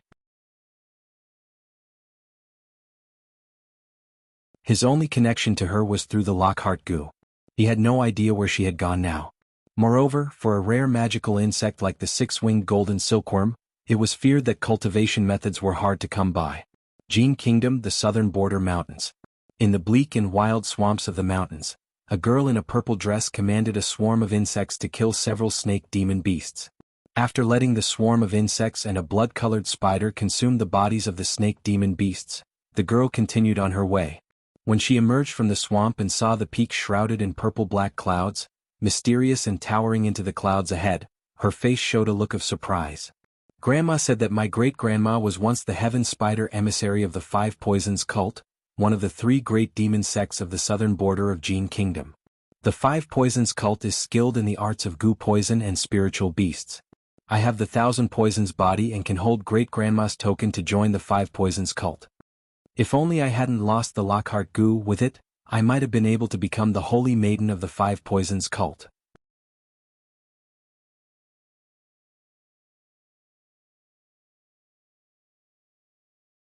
Chapter 263. Li Feiyu departs, the Lu family ancestor enters eternal rest. Meng Xiaochan looked at the spiritual vein mountain in front of her, feeling a sense of regret in her heart. The thought of the Lockhart goo caused a slight throb in her heart. She remembered that handsome young man with the upright figure. It said that the unique Phoenix goo of the Five Poisons cult can cultivate the Phoenix Nirvana technique, which allows one to undergo a nirvana of fire, to be born and extinguished in the blink of an eye, washing away all the worldly impurities. I wonder if it could remove the effects of the Lockhart goo. This thought suddenly occurred to Meng Xiaochan. But as soon as the idea surfaced, her heart fluttered uneasily. She shook her head gently, dispersing the thought. Who goes there? In front of the towering mountain gate, 2 disciples in black stood watch. Seeing Meng Xiaochan, they stepped forward to inquire. The Five Poisons God Mountain was the domain of the Five Poisons sect. Naturally, not just anyone could approach freely. My name is Meng Xiaochan, a descendant of the heavenly spider envoy of the Five Poisons sect. Meng Xiaochan produced a token from her sleeve and handed it to one of the disciples. A descendant of the heavenly spider envoy? The 2 disciples examined the token, exchanging glances. One of them promptly said, "Fellow Taoist, please wait here, I shall go and report this." About the time it takes an incense stick to burn. A purple escape light shot down from the Five Poisons mountain, appearing before Meng Xiaochan in the blink of an eye. Disciple pays respect to the heavenly spider emissary. The remaining purple-clothed disciple rushed to bow and pay respects upon seeing the newcomer. So you are the descendant of my master. The newcomer was a 28 or 29-year-old woman in purple. Her face was stunningly beautiful and seductive, her skin as fair as snow. A pair of long, shapely legs, full and symmetrical. 2 crystal-clear feet, white throughout without a single flaw, like jade carvings, they seemed like pieces of art that one couldn't help but want to hold and carefully admire. Hers was a figure that seemed frail and slender in her sumptuous purple gauze, curvaceous in all the right spots yet appearing as if she couldn't withstand a strong wind, endlessly alluring. Her narrow, phoenix-like eyes were deep and dark, emanating a bizarre charm as she surveyed Meng Xiaochan before her. Beneath the corners of her phoenix eyes, a single tear mole added a pity-invoking allure to her already enchanting appearance. Junior greets senior. Meng Xiaochan respectfully nodded. She took some insect eggs from her storage bag, then released a blood-colored spider. Blood jade spider, it looks like you are indeed the master's descendant. The woman in purple slightly nodded, her expression turned much softer as she said, "You've come to Five Poisons Mountain. Are you looking to join our Five Poisons sect?" "Yes, senior, I wish to join Five Poisons Mountain," Meng Xiaochan said respectfully. "Since you are the master's descendant, would you be willing to be my disciple?" The woman in purple looked at Meng Xiaochan, saying with a smile, "Xiaochan is willing." Meng Xiaochan responded immediately upon hearing this. "Good, from today on, you are now a disciple of Nangong Meili," Nangong Meili said with a light laugh. Afterward, Nangong Meili swept her sleeves and brought Meng Xiaochan into the Five Poisons Mountain. 10 days after Lu Miaohuan gave birth. The child in Lu Miaozhi's belly was also born. It was a girl. This child also had a spiritual root. But it was only a 7th grade spiritual root. Since Lu Miaohuan's child had come first, it had raised Lu Changsheng's expectations. Seeing that the child only had a 7th grade spiritual root, there was a slight sense of disappointment in his heart. However, he immediately adjusted his mindset. After all, having a spiritual root was already quite impressive. How could everyone be exceptionally talented? This must be the result of good breeding, Lu Changsheng thought to himself. The fact that both Lu Miaoge and Lu Miaohuan had given birth to children, although luck played a part, also showed that the higher the cultivation level of the parents, the higher the quality of the spiritual root, and thus the higher the probability of their children possessing spiritual roots. The quality of the spiritual root was also likely to be better. After Lu Miaoge gave birth, Lu Changsheng stayed in Qingzhou Mountain for 3 days before returning to Nine Dragons Market. Since both women had given birth, he had been on leave for a while, so it was not good to delay any further. Back in Nine Dragons Market, Lu Changsheng searched for some books about insects. He also purchased various spiritual materials to try and nourish the 6-winged golden silkworm, and pondered what to feed it. Blood. The 6-winged golden silkworm could consume blood, whether it was meat or vegetables.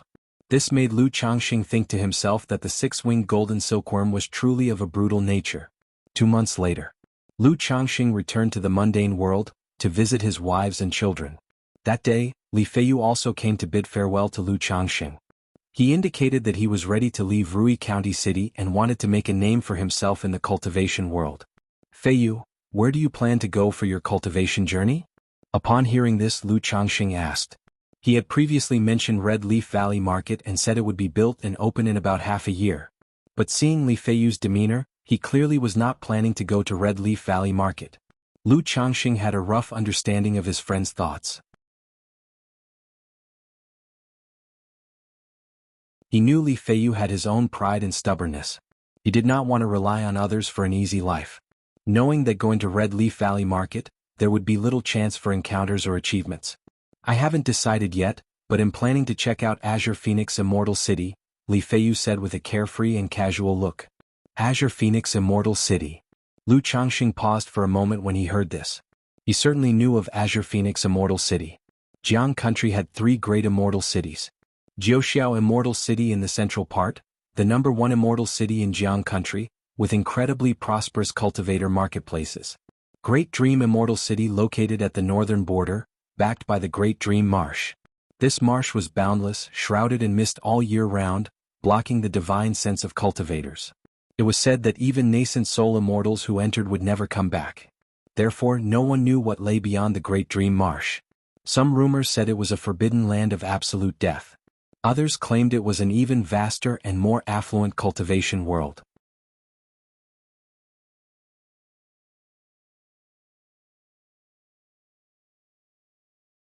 Chapter 264. Li Feiyu departs, the Lu family ancestor passes away. The Azure Phoenix Immortal City is located on the southern border of Jianghu country, close to the Myriad Beasts mountain range and borders Yu country. Not only can one go to the mountain range to temper oneself and hunt demon beasts for money, but one can also go to Yu country to interact with Yu country cultivators. At ordinary times, many Yu country cultivators gather in the Azure Phoenix Immortal City, which is considered a holy land for loose cultivators. Many loose cultivators who aspire to make a name for themselves will go to the Azure Phoenix Immortal City to take their chances. But likewise, such a place is incomparably dangerous. The level of danger is estimated to be tens of times that of the Nine Dragons market. Every year, countless cultivators are buried in the wilderness unknown. The cultivation world is so vast, one must see it. I heard the Azure Phoenix Immortal City is a holy land for loose cultivators, and as a loose cultivator myself, naturally I should go and see. I'm not saying I'll make something big out of it, but at least I'll witness the cultivation world. Li Feiyu said with a smirk. He had made inquiries about the Azure Phoenix Immortal City and naturally knew its dangers. But danger and opportunity coexist. For an ordinary loose cultivator, if one wishes to rise above others, this is the best place. Otherwise, with his 7th grade spiritual root, rolling in the secular world or small marketplaces, it would be difficult for him to achieve much in this lifetime. There's a year and a half left in our 10-year pact. Will you come then? Lu Changxing inquired. Previously, Hong Yi had written to inquire of Xianxia, Zhao Qingqing and Han Lin about the 10-year pact. All three had agreed, expressing that they would get together at that time. I'm not planning to head directly to the Azure Phoenix Immortal City, but instead to travel around first. After attending the pact, then I'll truly head to the Azure Phoenix Immortal City. Li Feiyu didn't hide his thoughts either. He knew the Azure Phoenix Immortal City was extremely dangerous, and he wouldn't just head there blindly. Although he had gained considerable understanding of the cultivation world over the years, he had not truly stepped into it. Most of his time was spent on Jianghu Mountain, and his knowledge of the cultivation world wasn't direct enough. He planned to spend this next year and a half facing and adapting to the cruelty of the cultivation world. Changxing, if I don't come back by then, please help take care of my home. Li Feiyu continued to speak. He had said this before. But now, just before leaving, he said it again. I've agreed to this, but I believe that situation will not arise. Lu Changxing nodded slightly without the mood for jokes. He took out a stack of talismans, a first-grade middle-grade puppet, 300 spirit stones and a storage bag. Feiyu, take care of yourself, keep these things for self-defense.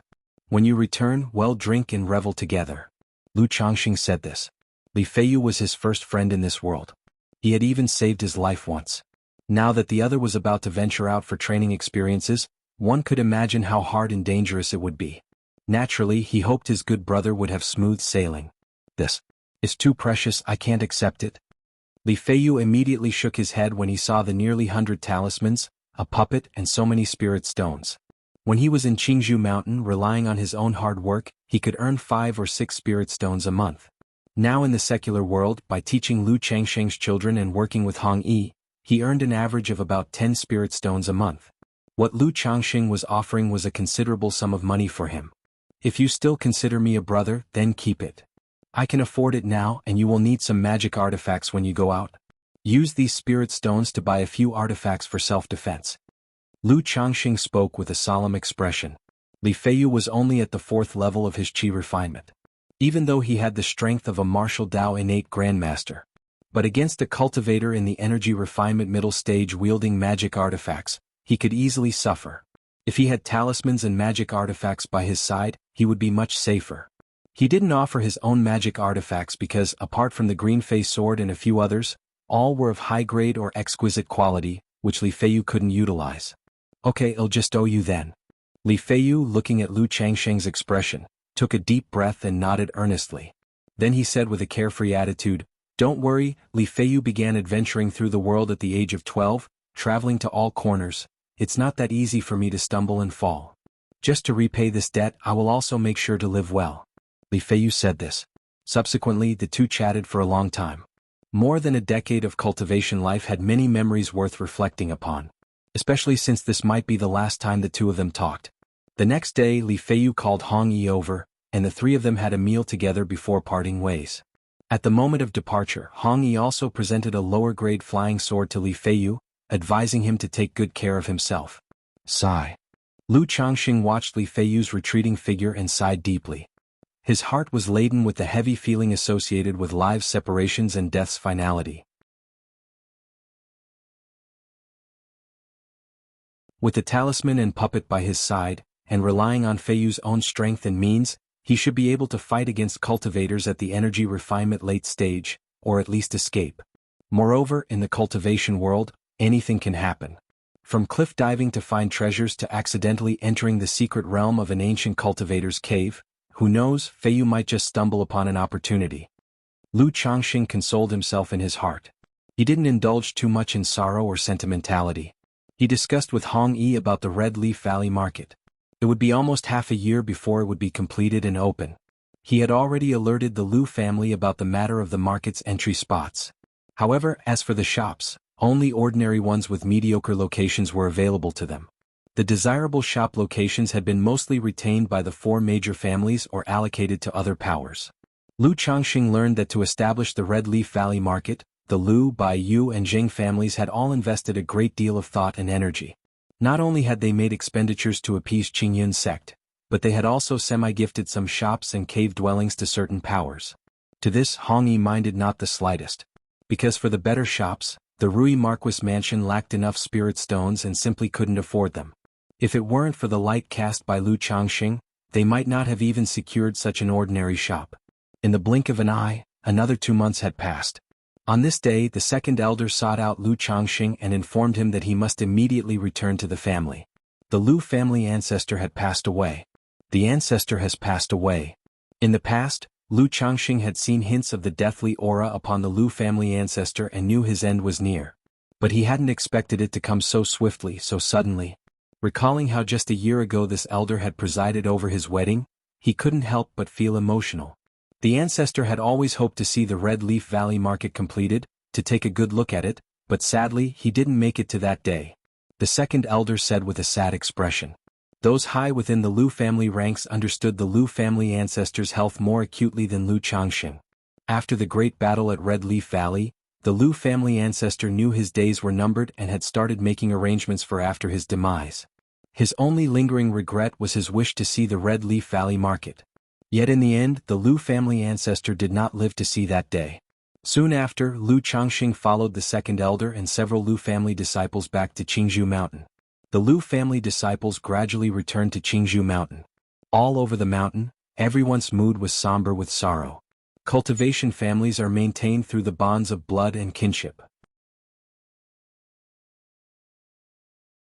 All of the family disciples, from a young age nurtured by the family, practicing cultivation, marrying, bearing children, spreading branches and leaves, all on this land. And the Lu family ancestor was the sky within the hearts of all Lu family disciples. Now with the ancestor's passing, it was natural for all to be engulfed in profound grief. Several days later, in the Lu family ancestral hall, alas, the ancestor lived a life of diligence dedicated to our family. Now that his soul has returned to the heavens and earth, we the younger generations of the Lu family are filled with inconsolable sorrow. Lu Yuanding mourned with a face full of grief. He spoke of the Lu family ancestors' contributions and merits to the family. After the eulogy was delivered, Lu Yuanzhong stepped forward. He escorted the Lu family ancestor's spirit tablet into the ancestral hall, then lit 3 sticks of incense and bowed solemnly. He announced loudly, Lu Yuanzhong of the Lu family bids farewell to the ancestor as his soul returns to the heavens and earth. The Lu family disciples bid farewell to the ancestor as his soul returns to the heavens and earth.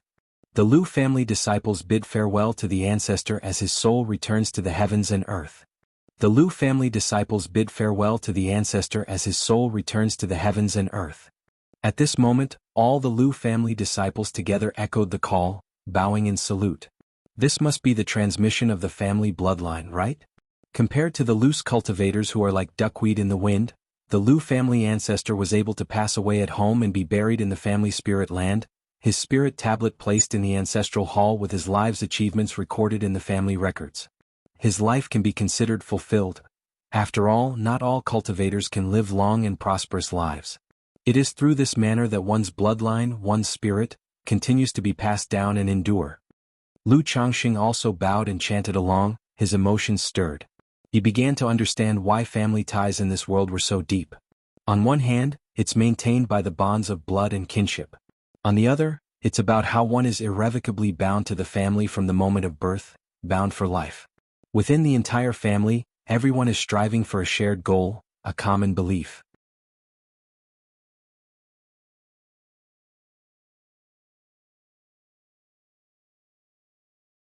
Chapter 265. Uncle Returned. _1 Cultivators care less about the trivial formalities of the secular world. After worshipping the spirit tablet of the Lu family ancestor, the ceremony is considered over once everyone has offered 3 sticks of incense. The crowd gradually dispersed. Just as Lu Changxing was about to leave, Lu Yuanding, the newly advanced ancestor, called out to him. "Changxing, how is your cultivation progressing?" Lu Yuanzhong had a scholarly appearance, bearing some resemblance to Lu Yuanding. Lu Changxing also knew that this ancestor Yuanzhong was indeed the blood brother of his father-in-law, Lu Yuanding. Therefore he should address this ancestor as uncle father-in-law. However, in cultivation families like Jianghu Mountain, as soon as one succeeds in foundation establishment, their generational status automatically rises to that of an ancestor. Reporting to ancestor, I am currently at the 6th level of qi refinement, and I estimate it will take 3 more years to reach the peak of the 6th level, Lu Changxing replied. That was what Lu Changxing said, having declared 2 years earlier that he was at the 6th level of qi refinement and naturally not daring to overstate his progress. Very good, Lu Yuanzhong commented with a slight nod after hearing this. After giving Lu Changxing a few appraising looks, he took out a jade scroll. I've heard that you have been cultivating the Changchun technique, and this greenwood art is a high-grade cultivation technique treasured by our Lu family. You should take it and cultivate it, Yuanding said. If there's anything you don't understand, you can also ask Yuanding. He cultivates this greenwood art as well, Yuanzhong added. Lu Changxing was somewhat surprised to hear this. He had not expected Lu Yuanzhong to stop him just to give him a cultivation technique. Having been busy in Red Leaf Valley Market over the past year, Lu Changxing had rarely interacted with the newly advanced ancestor. They had only met briefly a couple of times. He hadn't expected that immediately following the death of the Lu family ancestor, the latter would express goodwill toward him. Thank you very much, ancestor. Lu Changxing immediately expressed his gratitude with respect. Although he already possessed the 7 luminaries' great freedom sword scripture and did not need this greenwood art, it was nevertheless a gesture of kindness. After all, to his knowledge, the highest level techniques treasured by the Lu family were a few high-grade cultivation techniques. Now that they're willing to pass on one to him, they have effectively accepted him as one of their own. Remember, this technique is for your cultivation only and must not be passed on, Lu Yuanding cautioned. Ancestor, please rest assured Changxing understands, Lu Changxing nodded and replied. Having spent so many years in Nine Dragons Market, he had come to understand why the inheritance of techniques in the cultivation world is so scarce and precious. These inheritances originate from immortal sects, families, or loose cultivators. Immortal sects, as the primary suppliers, prohibit the sale of high-grade cultivation techniques and skill inheritances within their territories to continuously harvest excellent disciples and affordable labor. This is why they are forbidden from selling advanced methods. And why would any cultivation family want to sell the very foundation that sustains them? They prefer to abide by this rule, preventing leakages of such inheritances and partaking in the benefits. Loose cultivators are no different. It's improbable for them to selflessly risk censure by selling high-grade techniques. Most choose to deal privately instead. Thus, most loose cultivators who wish to obtain higher-order techniques or inheritances are either reliant on fortunate encounters or, should they possess a decent talent, join a cultivation family or a faction under an immortal sect. This has become an unwritten rule in the cultivation world. Primary-level techniques and first-grade skill inheritances are commonplace and can be purchased with a few spirit stones. But if one wishes to advance further without fortune, they must find a way to join a power and be exploited. This is why the third young master of the Yu family once offered high-grade techniques and insights into foundation establishment to tempt Lu Changxing. "Alright, you may go about your business now," said Lu Yuanzhong, patting Lu Changxing on the shoulder without much else to add. "Yes, ancestor," Lu Changxing replied, bowing slightly before taking his leave. Lu Changxing, Lu Yuanzhong muttered the name to himself as he watched Changxing's retreating figure, recalling the last wish of the Lu family ancestor and the value he had placed on Changxing. He exhaled softly. 3 days later, the second elder informed Lu Changxing to return to Nine Dragons Market. Changxing, do you want me to look after the spiritual talisman shop? Lu Miaoge asked, holding her daughter Lu Qingzhu and speaking softly. Having recovered from childbirth, she was ready to take on some of Lu Changxing's burdens. No need, Sister Miaoge, you should stay at home and cultivate and learn talisman making with Grandma. If you go to the marketplace, it will distract you and hinder your cultivation. Besides, Qingzhu is still small and needs your care, Lu Changxing said, pinching his daughter's chubby cheek with a smile. Lu Miaoge's talisman-making skill was currently transitioning from an upper-grade talisman master to a top-level talisman master. Therefore, he did not want his wife to run back and forth between two places and be overburdened. All right, Lu Miaoge replied with a tender smile.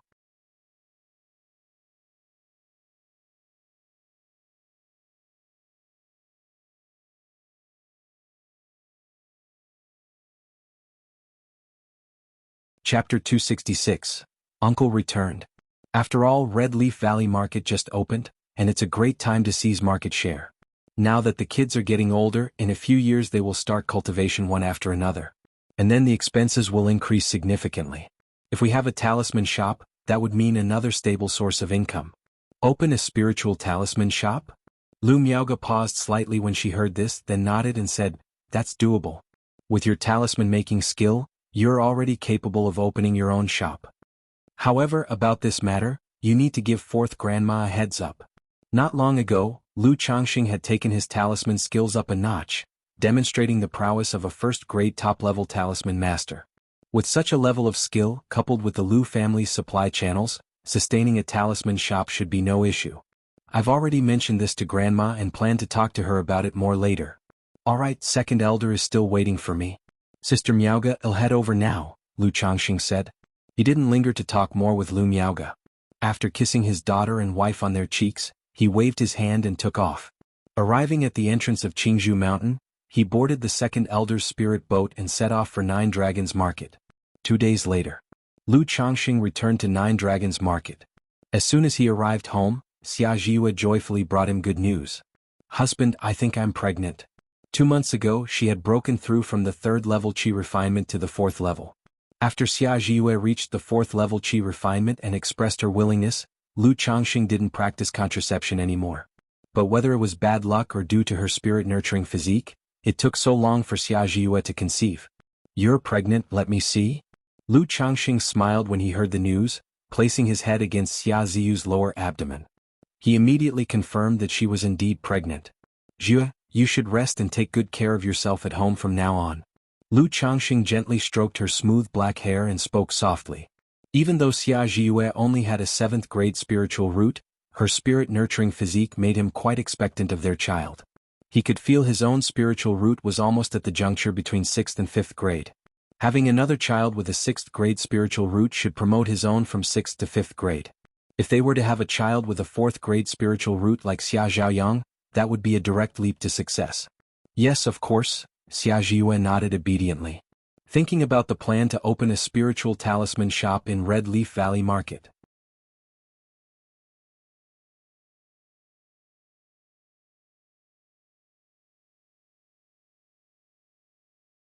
I will mostly stay out of the shop's affairs. In terms of salary, it will be increased by 50% based on your current rate, and additionally in Red Leaf Valley Market, I have a second-order cave mansion with a spirit vein, which I can rent to you at a base price. This will also greatly improve your and Xiaoya's cultivation, Lu Changxing continued. Since he was looking to recruit someone, he had to offer a price that was enticing enough. Otherwise, why would someone agree to work for him? With you putting it this way, Brother Lu, I don't have any reason to refuse, Gao he said with a beaming smile that made his face even more prosperous. Just the 50% increase in salary was tempting to him. Adding on the second-order cave mansion, he had no reason to refuse at all. For ordinary loose cultivators, aside from joining a force, they generally had no means of securing a second-order mansion.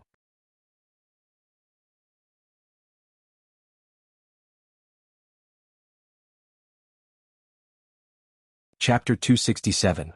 Uncle returned. Alright, let's settle it like this. The Red Leaf Valley Market will be open in a few more months, and I'll notify Gao He then. Seeing the other party agree, Lu Changxing also nodded. Okay, no problem. Gao He nodded in agreement. Gao He, how are you doing with superior grade talismans now? Lu Changxing inquired. Gao He had also become a superior grade talisman master. But the specifics he wasn't too clear on. Although he had chatted with Gao He about talismans over the years, it was not exactly frequent. I have about a 50% success rate with golden light barrier talismans.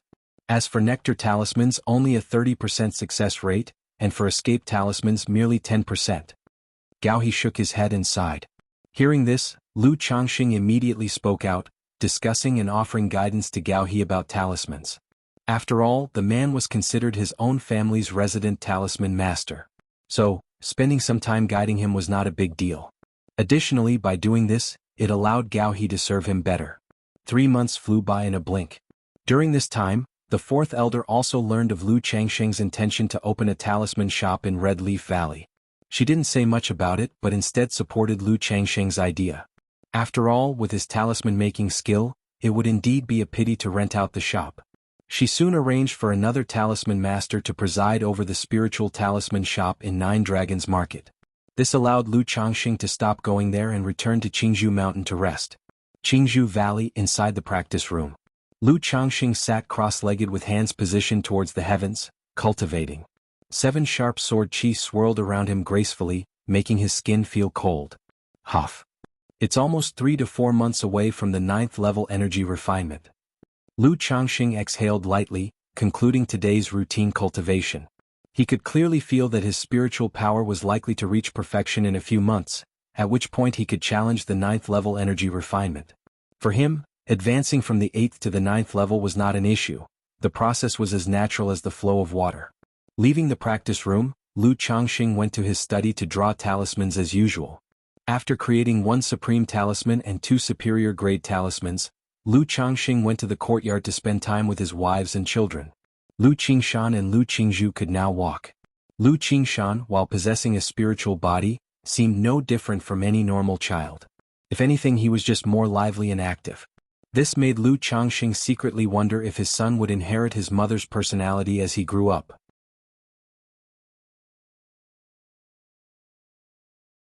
If he were to become like the second miss in temperament, he would probably bring a fair amount of trouble for his father.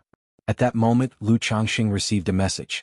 The Red Leaf Valley Market was going to open in 10 days. 10 days. Upon hearing this message, Lu Changxing nodded slightly.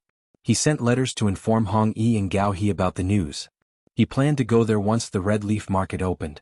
Although the marketplace would not attract many cultivators when it just opened, and it would need some time before the traffic picked up, opening a shop required advance arrangement and preparation. Upon a solemn, hallowed, and eerie high platform. The platform was surrounded by golden flagpoles. The black flags flying from the poles were embroidered with various vivid and lifelike demons. Now the flags flapped loudly, turning into billowing demonic chi, which caused visions of terrifying demons to emerge. At that moment, the white-haired young man sitting cross-legged on the platform suddenly opened his stunning eyes. They were dark and profound, with a crescent lotus pattern surfacing at his brow. The crescent lotus was blood-red, exuding an evil charm, and wrapped him in a powerful and boundless aura, like a ferocious tiger or dragon. Ketsukadu Sami Prajnaparamita Sami, Ketsukadu Prajnaparamita Sami. The white-haired young man abruptly voiced a deep and mysterious chant. The low resonating sound summoned a blood-colored figure with 3 heads and 6 arms behind him to slowly take shape. This blood-colored figure also seemed to chant, causing the voice to grow increasingly eerie and tremendous. It sounded as if countless voices blended together, causing the platform to tremble continuously as the flag's demons submitted to the blood figure with 3 heads and 6 arms. Not bad, befitting my disciple. You have not disappointed me.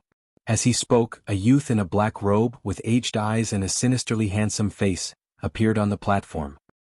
He looked down at the white-haired young man, smiling satisfactorily as he clapped his hands. You once promised me that if I were to establish the Demon Dao Foundation, you would let me return once. Chu Chang'e looked toward the youth before him with a detached expression, his voice somewhat husky. As your master, I will not break my promise. The black-robed youth laughed softly, then called out, Hey Chio. After a short while, a surge of chi that resembled a black serpent came rolling in. It transformed into a muscular man in black armor, his body covered in black demonic patterns, his features deep with evil intent. Haiqiu pays his respects to the ancestor master. The bald man's demonic patterns seemed to move like little serpents, imposing a terrifying sensation. However, upon seeing the black-robed youth, he knelt down with a devout salute as if on a pilgrimage. You will accompany the young master to Jianghu country. The black-robed youth stated indifferently.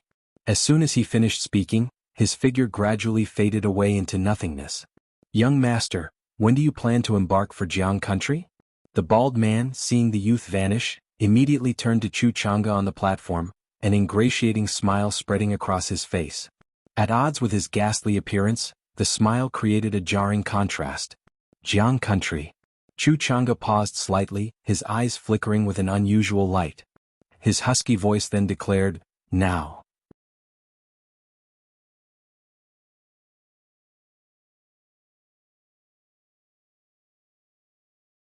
Chapter 268.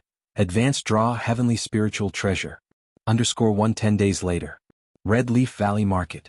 After its reconstruction into a marketplace, Red Leaf Valley still cultivated its mountains of red leaves and spiritual fields. Because the market had just opened, it was quite desolate. There were only people from the 4 major families and a few other forces.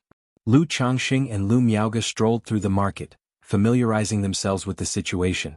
Although the mountains were still covered with red leaves, the interior layout had been reorganized, completely different from its original appearance. The planned layout bore some resemblance to the 9 Dragons Market. It was divided into 4 areas, east, west, south, and north, designated for residential and commercial use respectively. Shops used by the major families were basically located in the best spots within the commercial area. The location of Lu Changxing's shop wasn't great, but it wasn't bad either. On the commercial street. When purchasing the shop from Hong Yi, Lu Changxing had also become aware of its price. It was worth roughly 3,000 spirit stones. In a few years, maybe even a few decades, once the market's foot traffic increased, its value could potentially rise substantially. As for Hong Yi's shop, its location was quite ordinary. It was situated on a rather secluded street. One reason was that only shops at this level were still available for external sale. Another was that the Rui Marquis mansion had limited financial resources. They could at most bring out 1,800 spirit stones. While wandering with Lu Miaoge, Lu Changxing received a transmission from Gao He. Sister Miaoge, I have something to take care of, I need to go over there, Lu Changxing said to Lu Miaoge. Go ahead. Lu Miaoge replied, her white dress and gentle demeanor giving her an air of serenity. Suddenly, Lu Changxing went to meet Gao He at the market entrance and brought him to his own shop. This shop wasn't big, barely 200 square meters in size with a 3-story structure. Brother Gao, this shop will be in your care from now on, Lu Changxing said to Gao He. For now, I can supply 3 supreme talismans and some superior grade talismans every month. As for stock and inventory, Lu Changxing explained the shop's essentials to Gao He. Having spent many years in the 9 Dragons Market, his experiences hadn't been in vain. He was quite familiar with the operations of a spirit talisman shop. Brother Lu, this shop isn't owned by the Lu family, it's yours? Gao He asked in astonishment after hearing Lu Changxing's words. He had originally thought that Lu Changxing invited him to Red Leaf Valley Market to act as the resident talisman master on behalf of the Lu family of Jianghu Mountain. To his surprise, Lu Changxing had opened his own shop. This left him both astonished and envious. Many Lu's cultivators spend their entire lives in the cultivation world and still may not be able to afford a residence in a marketplace. Most can only choose to return to the secular world to settle down. Even for him, an advanced-level talisman master, buying property in a larger market wasn't easy. A shop like Lu Changxing's could support 3 generations if Red Leaf Market didn't run into trouble, and that wasn't an exaggeration. That's right, the Lu family also has a shop here, Lu Changxing chuckled. However, this shop isn't owned by the Lus, it's my personal business. Therefore, I won't have much time to manage it, which is why I requested your assistance. He continued, not hiding the truth. He planned to spend his time cultivating in Jianghu Mountain like the 4th elder, accompanying his wife and children. After completing the talisman-making tasks for the Lu family each month and supplying the spiritual talisman shop, he would come to check on the shop and see Lu Miaoge. Alright, rest assured, boss, Gao He said without further questions, giving a respectful bow. After taking a look at the shop and glancing at Lu Changxing, he added, but this shop needs a name. Why don't you choose one, boss? Since it sells talismans, let's just call it Peace Talisman Hall, Lu Changxing suggested after some thought, coming up with a rather uninspired name. Gao He's mouth twitched slightly. Such shop names were basically cliché. But that's how it was for most shops except for some major families and powers. They could only build a reputation by slowly accumulating good reviews and growing the business. Subsequently, Gao He discussed the initial preparations for the Spirit Talisman shop with Lu Changxing. Having been briefed on this by Lu Changxing, he had made ready preparations. Lu Changxing knew that Gao He had put in the effort when he heard this. He had even thought that if it didn't work out, he could ask the Lu family for support. After all, it would be foolish not to use resources that were readily available. Suddenly, Lu Changxing also discussed the second-order cave mansion with Gao He. He had seen the mansion. It wasn't big, just 100 square meters. But for rent it could fetch 80 to 90 spirit stones a year. Once the foot traffic increased, he estimated it could be rented out for 100 spirit stones. Lu Changxing then rented it to Gao He for a base price of 80 spirit stones per year. Thank you, boss. Gao He gratefully accepted the offer. He planned to clear a path in the Nine Dragons market and at the same time, bring over his daughter, Gao Xiaoya. After chatting for a while, Lu Changxing left and went to the Lu family's spiritual talisman shop. This shop's layout and decorations were similar to those in the Nine Dragons Market's Lu family spiritual talisman shop, only larger. Changxing, you finished your business? Lu Miaoge came forward as soon as she knew Lu Changxing had arrived. Apart from being at home, she still maintained a sense of grace and inaccessibility when outside. Yes, I've finished, Lu Changxing said, nodding with a smile. He shared the details of his discussion with Gao He with Lu Miaoge. This is what being husband and wife was like. It wasn't every day that there were fresh and interesting stories to share. Often, much of the time was spent talking about the little things happening around them. The night deepened. Red Leaf Valley was already quiet, now enveloped in silence. Apart from the guards tasked with patrolling, most had entered the realm of dreams. On the third floor of the Lu family's spiritual talisman shop. Inside the simple bedroom, the bed's curtains hung down. The candlelight flickered gently, as if a full moon had sunk into the water, waves gently lapping. After the deed. Sister Miaoge, how long do you need to break through to the 9th level of energy refinement?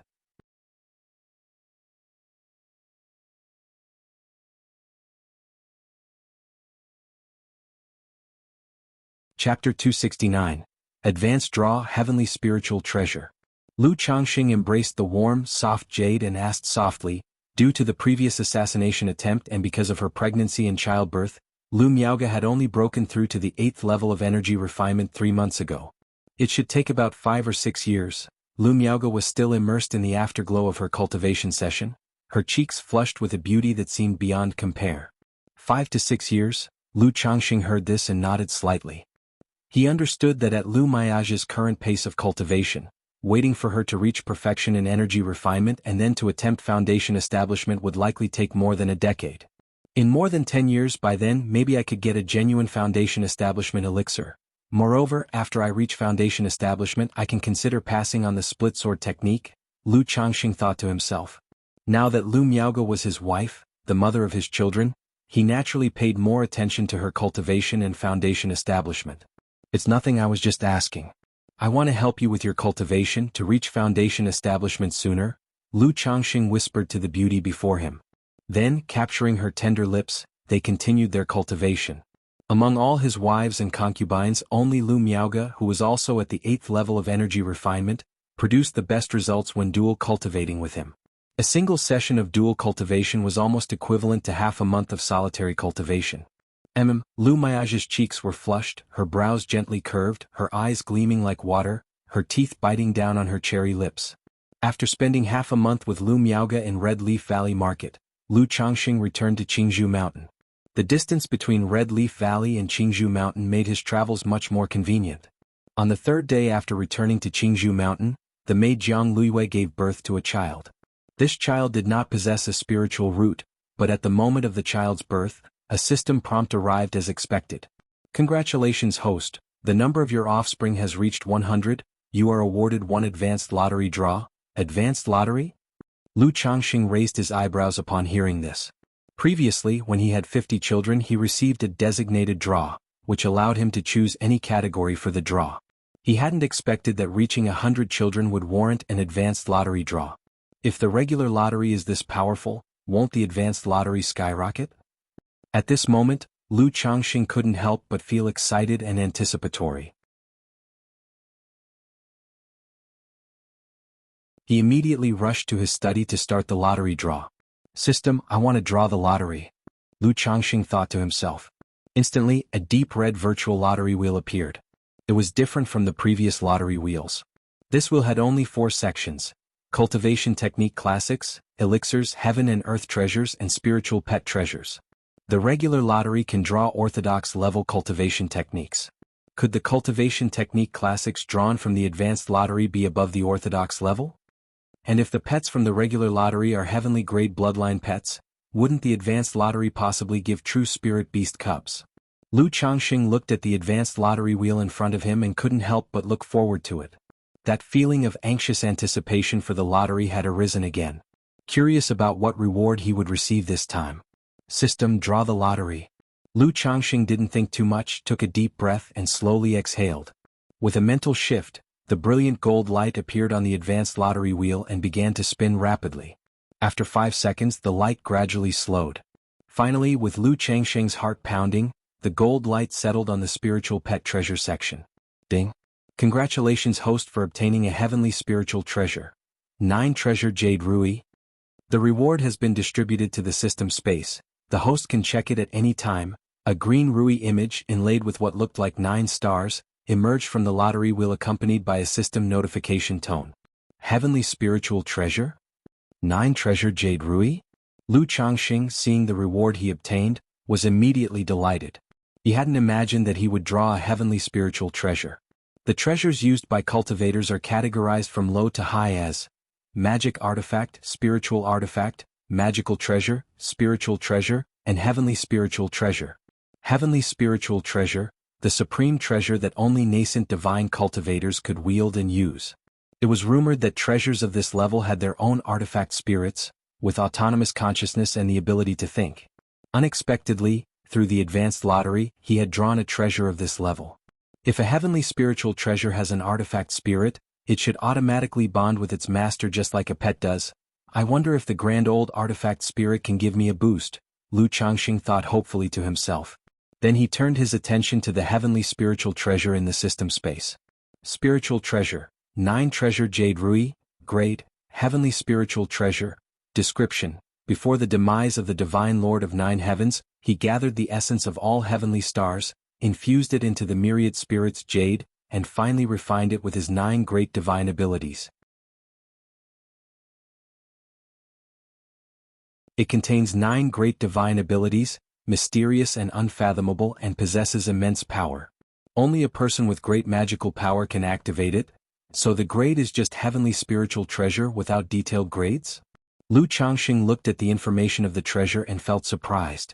This made him recall something he read in an ancient tome. A heavenly spiritual treasure is fundamentally superior to even the finest of the supreme spiritual treasures.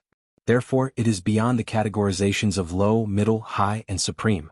Regardless of whether it's categorized or not, the 4 words heavenly spiritual treasure are enough. Lu Changxing didn't dwell too much on this point. With a mental spirit, he extracted the heavenly spiritual treasure from the system space. Immediately, a beautifully crafted, glossy jade rui about the size of a baby's arm appeared. The glossy jade rui shimmered with light, glimmering like galaxies, flowing beauty beyond words. 9 stars of crimson, blood red, golden yellow, sky blue, deep blue, purple, black, dark black, and pure white were inlaid on it, so exquisite that they seemed to emit their own profound mysteries.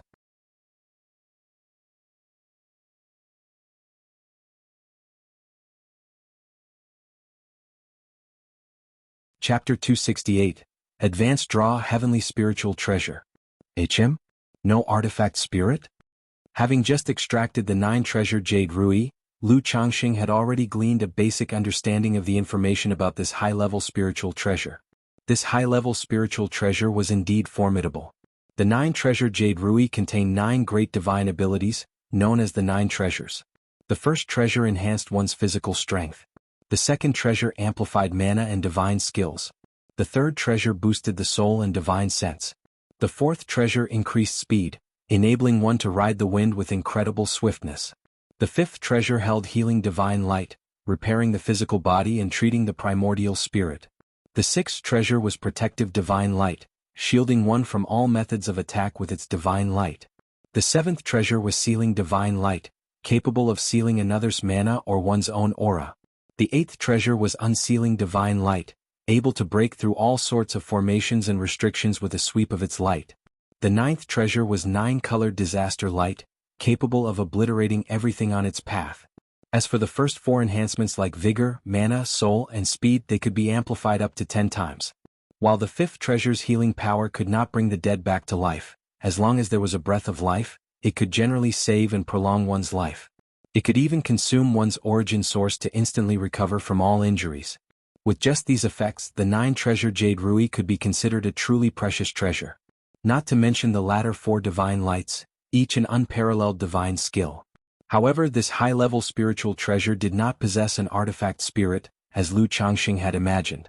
According to the system introduction, this high-level spiritual treasure was at the stage where it had just been refined by the god of the 9 heavens, still yet to pass through the heavenly tribulation and nourish an artifact spirit to form an autonomous consciousness. If one had to categorize it, it could only be considered as an almost high-level spiritual treasure. Without an artifact spirit, this high-level spiritual treasure is just a powerful magical treasure to me.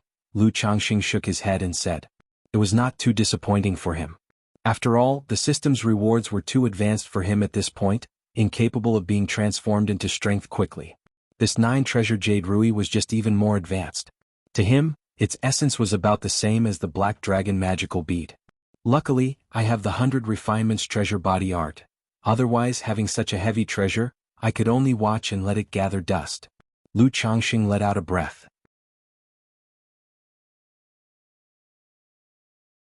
He possessed the 100 refinements treasure body art.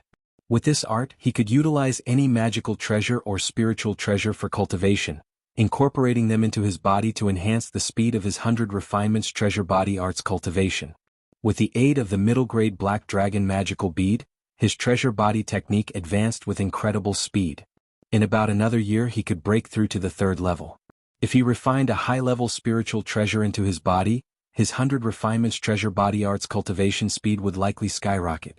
Moreover, once the treasure body technique is cultivated to the 5th level, the treasure bone technique can melt the magical treasure into a life-bound treasure bone. Once a life-bound treasure bone is formed, one can wield the magical treasure's divine effects without the need for the Black Dragon magical bead's origin nurturing, unlike talisman treasures that have limited power and need to be nurtured again after each use. If I were to melt this 9-treasure Jade Rui into a life-bound treasure bone, then I'd command the 9 great divine abilities of the 9-treasure Jade Rui. At this moment, Lu Changxing murmured in his heart, thinking about the treasure bone technique in the 100 refinements treasure body art. The current treasure bone technique could only consume a magical treasure's origin to nurture the bones, thereby exerting part of the magical treasure's power, but each time the power was drained, it would need to be nurtured again. But once the 100 refinements treasure body art was cultivated to the 5th level, and the physical body comparable to a spiritual artifact, he could then melt a magical treasure or spiritual treasure with the skull, sternum, spine, and limbs, the 7 treasure bones, into a life-bound treasure bone. Once the life-bound treasure bone was formed, the magical treasure and treasure bone would meld into one. From then on, the magical treasure's divine effects would become the cultivator's life-bound divine abilities, innate divine abilities. With the system by his side, ordinary magical treasures, which had average power and limited potential, Lu Changxing was not too willing to melt them into life-bound treasure bones. Because once a magical treasure is cultivated into a life-bound treasure bone, that particular life-bound treasure bone can no longer assist in cultivation, nor can it refine other magical treasures into the body. Therefore, one must be extremely cautious with the 7 life-bound treasure bones of the treasure body technique. Otherwise, if one casually melds 7 life-bound treasure bones, and can no longer refine magical treasures to assist in cultivation in the future, then the 100 refinements treasure body technique would become practically useless for Lu Changxing. But this 9-treasure Jade Rui was different.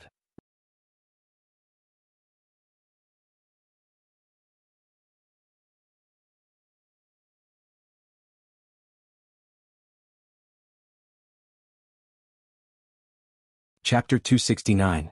Advanced Draw Heavenly Spiritual Treasure. For he clearly remembered that the last time he returned home, his house was desolate and dilapidated, overgrown with weeds.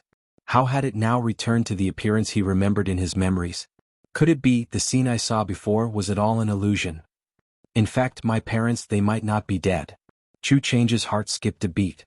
The heart that had long been deadened was now roiling with emotion, and tears almost spilled out. But he didn't step forward to knock on the door. With his foundation establishment Cultivation, he was able to clearly sense that within the residence, there was only one elderly person. There were no other signs of life. So he knew that the derelict state of the Chu residence he had seen before was not any illusion. The residence before his eyes must have been rebuilt for some reason. At this moment, the elder inside the Chu residence, seeing Chu Chang'e standing at the door, couldn't help but ask, "Young sir, do you need something? I thought the Chu residence had been raided by bandits."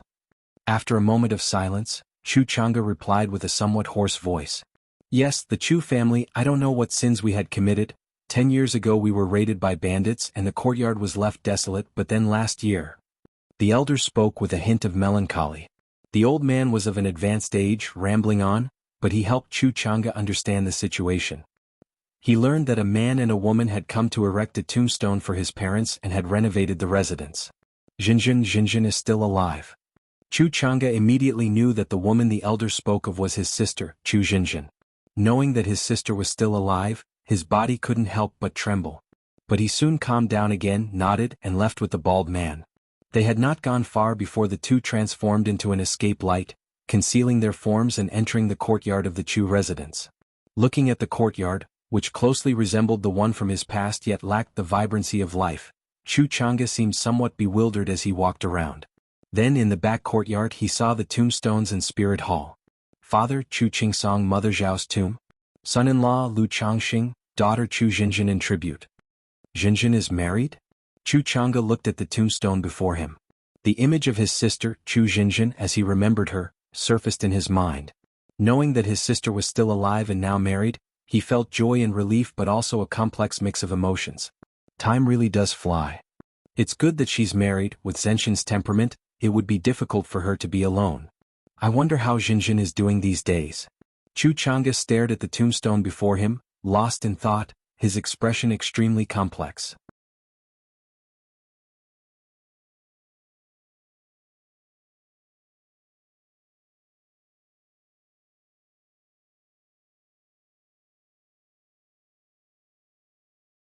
Chapter 270.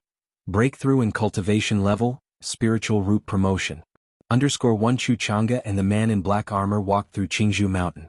The two seemed invisible, unperceived by the Lu family's watching disciples. Following the blood-guiding snake, Chu Chang'e arrived at White Deer Mountain Villa. He immediately saw a group of the Lu family's people, picking up their children from school. From the crowd, he instantly spotted a woman in her 20s, with a gentle and beautiful face, wearing a pink and white dress. The woman was holding a child, walking alongside a man in his 20s wearing a blue robe. There were also 8 or 9 children following them, chatting and laughing. Even though it had been 10 years since they last met, Chu Chang'e recognized at a glance that this woman in the pink and white dress, with her gentle and dazzling face, was his own sister, Chu Jinjin. Jinjin. He called out in his heart. But he didn't make a sound, fearing to disturb her peace. Who would have thought, the once little girl has now become a mother?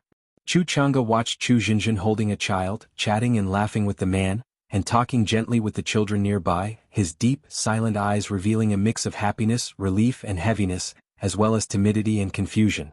He could tell that his sister was doing well here.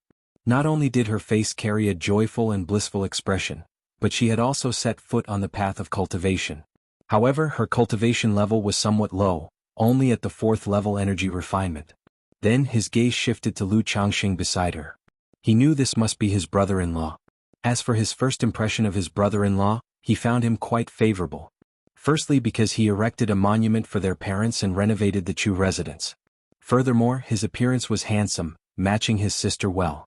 While speaking with his sister and the children, his demeanor was gentle, showing the attitude of a husband and father.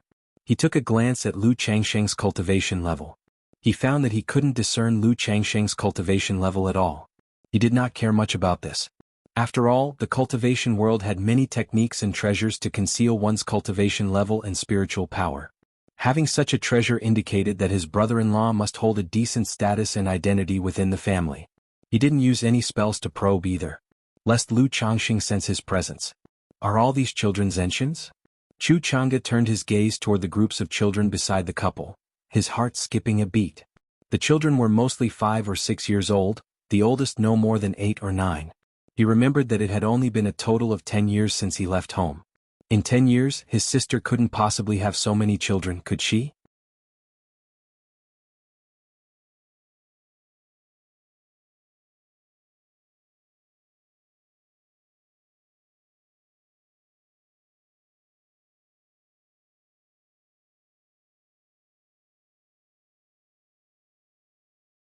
Chapter 271.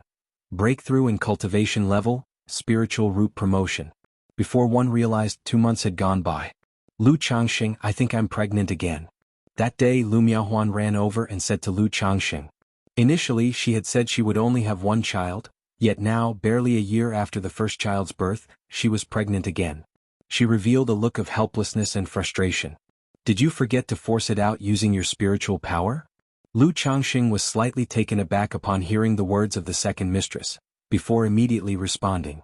Even if not for the purpose of having children, the two of them often cultivated together. In such cases, if he did not control himself and Lu Miaohuan forgot to force it out, there was a not-so-small chance of getting pregnant. What should I do then? Lu Miaohuan pouted her red lips and spoke somewhat innocently. If you're pregnant then let's have it. This will be the last one, Lu Changxing said softly, gently stroking her head with a tender expression. Amicho. Lu Miaohuan nodded heavily. After spending some quality time accompanying the second mistress, Lu Changxing saw that it was already the end of the month. He then left the house and rode the Iron Feather Eagle to the Red Leaf Valley market. By now Red Leaf Valley had been open for over 3 months. Yet the popularity was still average and the streets looked desolate.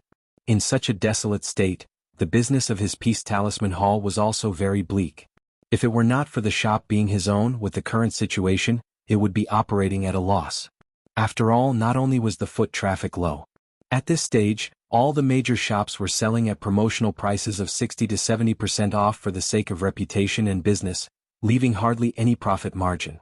Lu Changxing walked around his own shop and checked the monthly account book for income and expenditures. Sigh, after deducting all sorts of raw materials and labor costs, we've only made 31 spirit stones in profit. It's not even enough to pay the rent, we actually have to put in money. Fortunately, in a year or two the marketplace's foot traffic should gradually increase, and profits will recover somewhat. As Lu Changxing looked at this month's accounts, he couldn't help but feel speechless.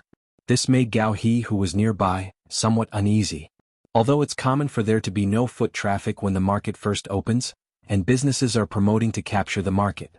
But for a shop on the main street to make just over 30 spirit stones in a month. It was indeed embarrassing for him, as the talisman master and shopkeeper who presided over the shop. Lu Changxing waved his hand and did not say much more. He knew this was normal. Because Lu Miao's spiritual talisman shop on the other side was the same.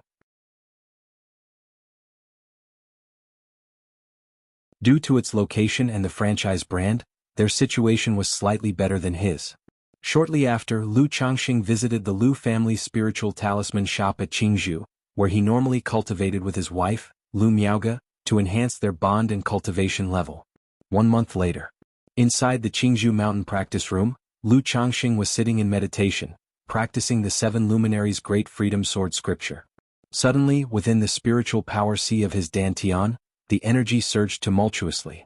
Sword chi encircled him, sharp and vigorous, as dust scattered and an indistinct spiritual pressure filled the air. 9th level chi refinement. Lu Changxing opened his eyes, and a faint smile appeared on his handsome face.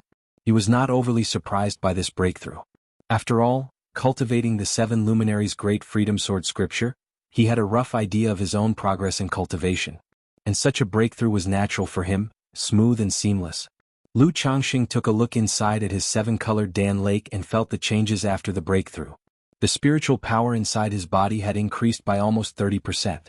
As his cultivation level broke through, the profound origin bead floating above the Dan lake began to rotate slowly. This magical artifact, too, had its effects enhanced as Lu Changxing's cultivation level advanced. Relying on the profound origin bead, Could I now contend with an ordinary Foundation establishment cultivator? Lu Changxing pondered, feeling the spiritual power boosted by the profound origin bead. Based on what he had seen in Red Leaf Valley, he felt that his current strength would allow him to withstand a few moves against a foundation-building great cultivator. If he were to employ all his techniques, he might even have a chance at killing a foundation establishment great cultivator. However, Lu Changxing merely entertained the thought without any real intention of pursuing it. Who in their right mind would seek out a fight with a foundation-building great cultivator? He vividly recalled Ancestor Chen's desperate self-destruction, wielding spiritual artifacts and heavenly thunder pearls. If not for absolute strength, both parties would end up wounded in a clash of spells. At this rate, I estimate that in 3 to 5 years, I will be ready to make a push for Foundation establishment. With the Foundation establishment spirit objects and Foundation establishment elixir at my disposal, Foundation establishment should be almost a certainty for me. Lu Changxing briefly settled the restless spiritual power and stood up, stretching his limbs and waist. He pushed open the door and stepped out of the practice room. Because the breakthrough had taken a long time, it was now deep into the night. Lu Changxing, looking at the moonlight, felt no urge for late-night moon-gazing or sentimental musings. He went to Lu Miao's room.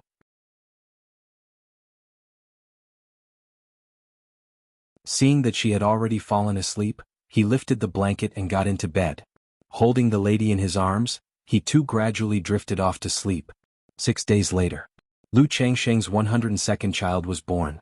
This child had a spiritual root. It was his 23rd child to possess a spiritual root. With the birth of this child, Lu Changxing felt an indescribable, profound sensation coursing through him. He knew that his own spiritual root had ascended. It had advanced from a 6th grade spiritual root to a 5th grade spiritual root. Lu Changxing was not surprised by this advancement of his spiritual root. Previously, he had sensed that his spiritual root was at the brink between the 6th and 5th grade. If another 6th grade spiritual root appeared, it might prompt an immediate promotion. It had been a while, and with the growth of his child's spiritual root along with the recent birth, the child probably had a 7th grade spiritual root. Thus, his spiritual root had naturally improved. System. Lu Changxing silently called out in his mind. Name, Lu Changxing. Status, son-in-law of the Lu family of Qingzhou Mountain. Cultivation level, 9th level Qi refinement.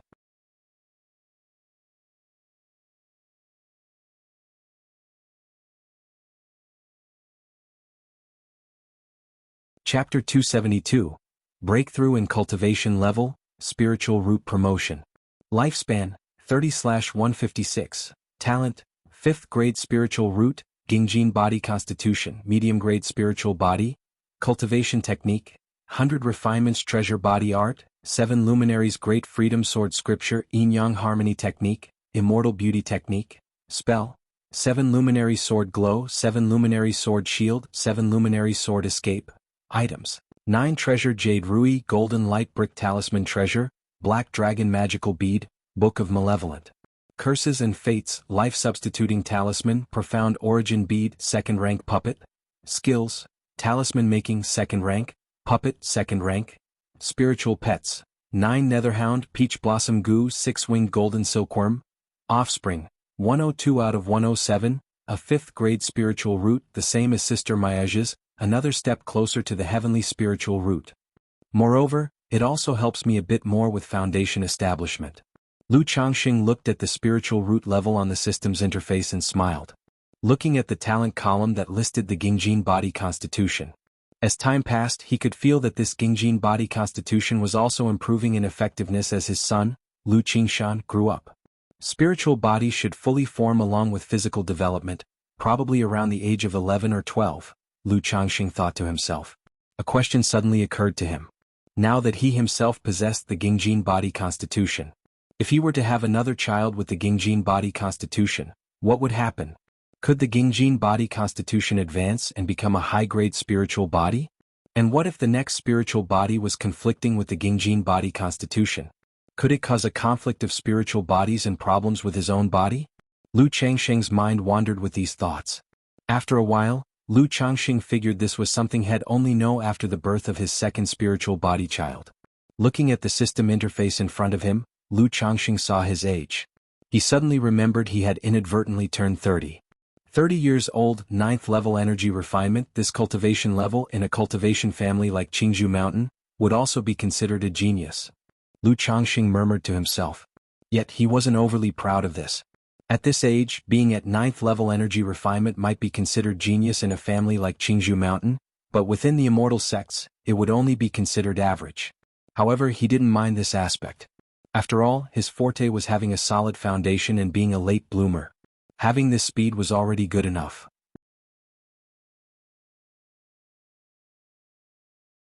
Not striving for the short term but aiming for lifelong achievements. Besides, starting from scratch as the son of a poor farmer with a 9th grade spiritual root and having a system, he was quite content with his achievements after relentless efforts over just 12 years. There's a saying, at 30 one should stand firm. Now with 7 wives, 11 concubines, 24 maids, and 107 children, I guess I can say I've established something, right? Lu Changxing suddenly thought to himself. Time flew by and half a year passed in the blink of an eye. During this period, Lu Changxing's spiritual root children increased by 2. Both of these children also possessed spiritual roots. This brought the total number of his offspring with spiritual roots to 25, earning him a chance to draw a prize. Unfortunately, his luck with the draw was not very good. He drew a second-rank spirit slaughterer skill from the 100 cultivation skills. The spirit slaughterer skill allowed Lu Changxing to skillfully handle most demon beast carcasses without causing waste or damage during skinning, deboning, tendon extraction and marrow retrieval. But for Lu Changxing at the moment, this skill was quite superfluous and destined to be unused. After all, he had the skill of talisman making, which meant he didn't need to rely on the spirit slaughterer skill for a living. He never went out to hunt demon beasts for a living because he did not need to rely on selling their materials. However, among the 2 children that were born, the child of Xianxia possessed a 6th grade spiritual root. This delighted Lu Changxing immensely. After all, among his more than 100 children, there were 25 with spiritual roots. But only Lu Qingshan had a middle grade spiritual root. The child of Xianxia was his second child to have a 6th grade spiritual root. However, when Xianxia was pregnant with this child, Lu Changxing did not let her consume her own origin source to nourish the fetus excessively. Otherwise, Lu Changxing felt that Xianxia, who was in the energy refinement middle stage, could have given birth to a child with a 5th grade or even a 4th grade spiritual root. But with the precedent set by the mother of Xianxia, Lu Changxing would not do such a thing. He could never bring himself to let a child's mother consume her origin source to the point of depletion and death for the sake of childbirth. He also planned not to let Xianxia have any more children in the short term and instead to let her rest and cultivate properly. He would wait until she reached the energy refinement late stage to discuss this matter. Even Lu Changxing was thinking, if Xianxia broke through to the foundation establishment stage, could she rely on her spirit-nurturing physique to conceive a child with a high-grade spiritual root? There's about a month left until the day of the 10-year agreement. I wonder how Feiyu is doing.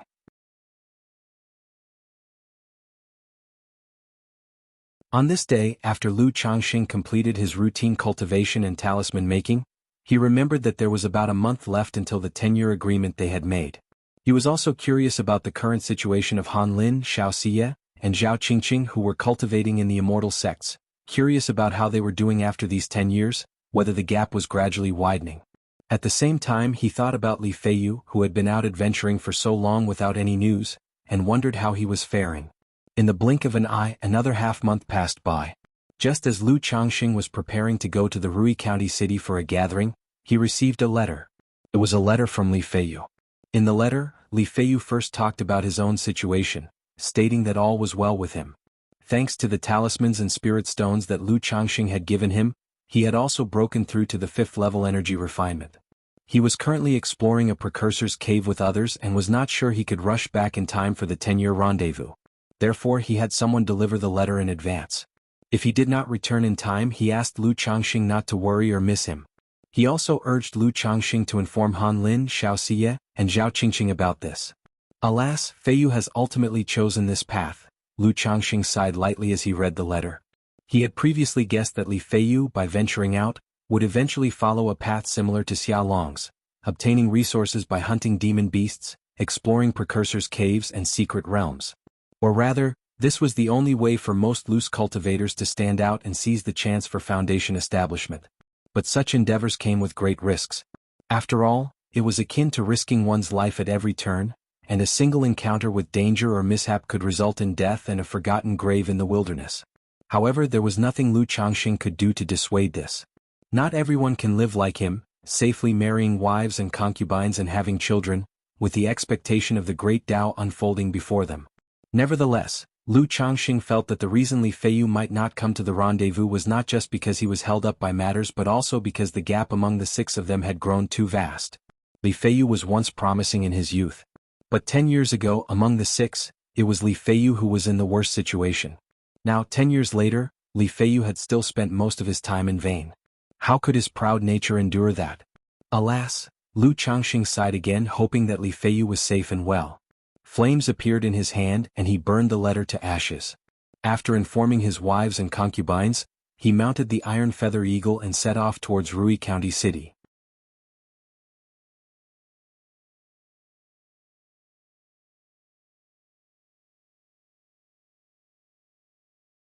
Chapter 273, Xianxia's Request _1 Rui County City. Inside the Lu family estate, Wanxiang Garden. Huff, huff, huff. In the picturesque garden with its cobblestone paths, several martial masters were leading a group of children in martial arts practice, a morning exercise routine.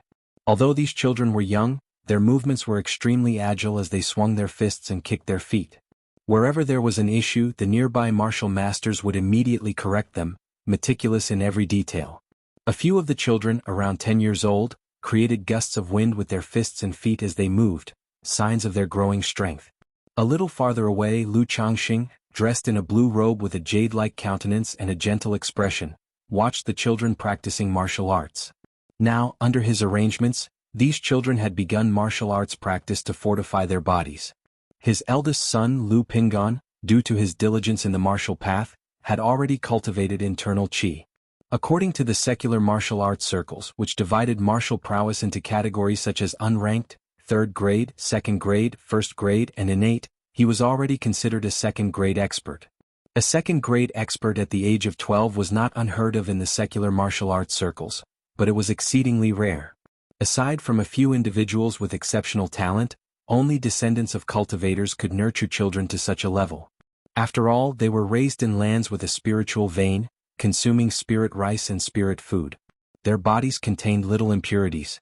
Such children learning martial arts were all seen as martial prodigies. Moreover, after sending these wives and children to the secular world, Lu Changxing still regularly sent them spirit rice. However, such strength of a martial arts 2nd grade expert was still beneath the notice of the system. Lu Changxing checked his son Lu Pingan's panel information through the system. In the strength column, it still displayed a single character. None. Lu Changxing didn't mind this. If in the early days he harbored some hope of improving his own strength through his children's martial practices, now he did not entertain such thoughts much. He was more interested in them practicing martial arts for self-defense and maintaining good health. "Daddy, how well did I do?" After the morning practice session, Lu Wuyo cheerfully ran over to Lu Changxing, calling out and asking with eyes full of adoration and dependency for her father. "You're the one who always slacks off." Lu Changxing responded with a smile and ruffled his daughter's hair. Then, with a purification art, he turned it into a breeze that dried and cleansed his daughter's sweat-soaked clothes from training. Of course, he didn't play favorites. He did the same for all the children. Witnessing this, the nearby martial masters were filled with reverence. "All right, everyone's tired, let's go have a meal." Lu Changxing patted the children's heads and led them to have breakfast. The breakfast was very rich and nutritiously balanced. After all, this was a time when the children were growing. In this aspect, Lu Changxing never stinted. He also wasn't short on money. After eating, Lu Changxing took Lu Pingan and the other children to the backyard to feed the 9 netherhound. Raised for so many years, the 9 netherhound had grown as robust as a bull. Its mouth full of intersecting sharp fangs and its body covered in jet black fur that shone like satin. Last year, the 9 netherhound had progressed to a 1st grade middle stage demon beast. But for Lu Changxing it meant little. To expect the 9 netherhound to give him a lift was clearly impossible. Unless he was willing to spend a vast amount of resources to cultivate the 9 netherhound and accelerate its growth. But the cost was too great. Lu Changxing, despite having plenty of spare cash, could not afford such expenses. He planned on raising it slowly. In the future, it would serve as his family's guardian spiritual beast, to accompany his children and protect them on their journeys. 6 days later. Dad, Uncle Hong is here. While Lu Changxing was chatting in the backyard with his wives and children, a little one ran over and exclaimed, "You guys keep playing, I'll head over there." Hearing this, Lu Changxing guessed it might be Xianxia, Zhao Qingqing and Han Lin who had arrived, so he left to greet them. After seeing Hong Yi, the latter indeed confirmed that Han Lin, Xianxia, and Zhao Qingqing had arrived and were outside the city. Hearing this, Lu Changxing nodded and went with Hong Yi to receive them from outside the city. As the two approached the city gates, they immediately saw 2 women and 1 man, 3 figures coming their way. It was Xianxia, Zhao Qingqing and Han Lin. Xianxia was dressed in pale moon white, with long black hair cascading down to her waist. Her strikingly beautiful face had not changed much in the past 10 years. Skin fair as jade, features delicate and elegant, she was breathtaking. But her overall appearance and demeanor had undergone an earth-shattering transformation compared to 10 years ago. Back then she was characterized by her forthrightness and vivacity. Her face wore a bright smile that was as warm as the spring sun, easily inviting favor from those around her. The current Xianxia, however, had a cool countenance. Her aura was like that of the pure, untouchable moon shining high above, serene, noble, detached from the world. She was someone people would admire from afar, wary of approaching her without due reverence. Lu Changxing, observing Xianxia's transformation, felt somewhat astonished.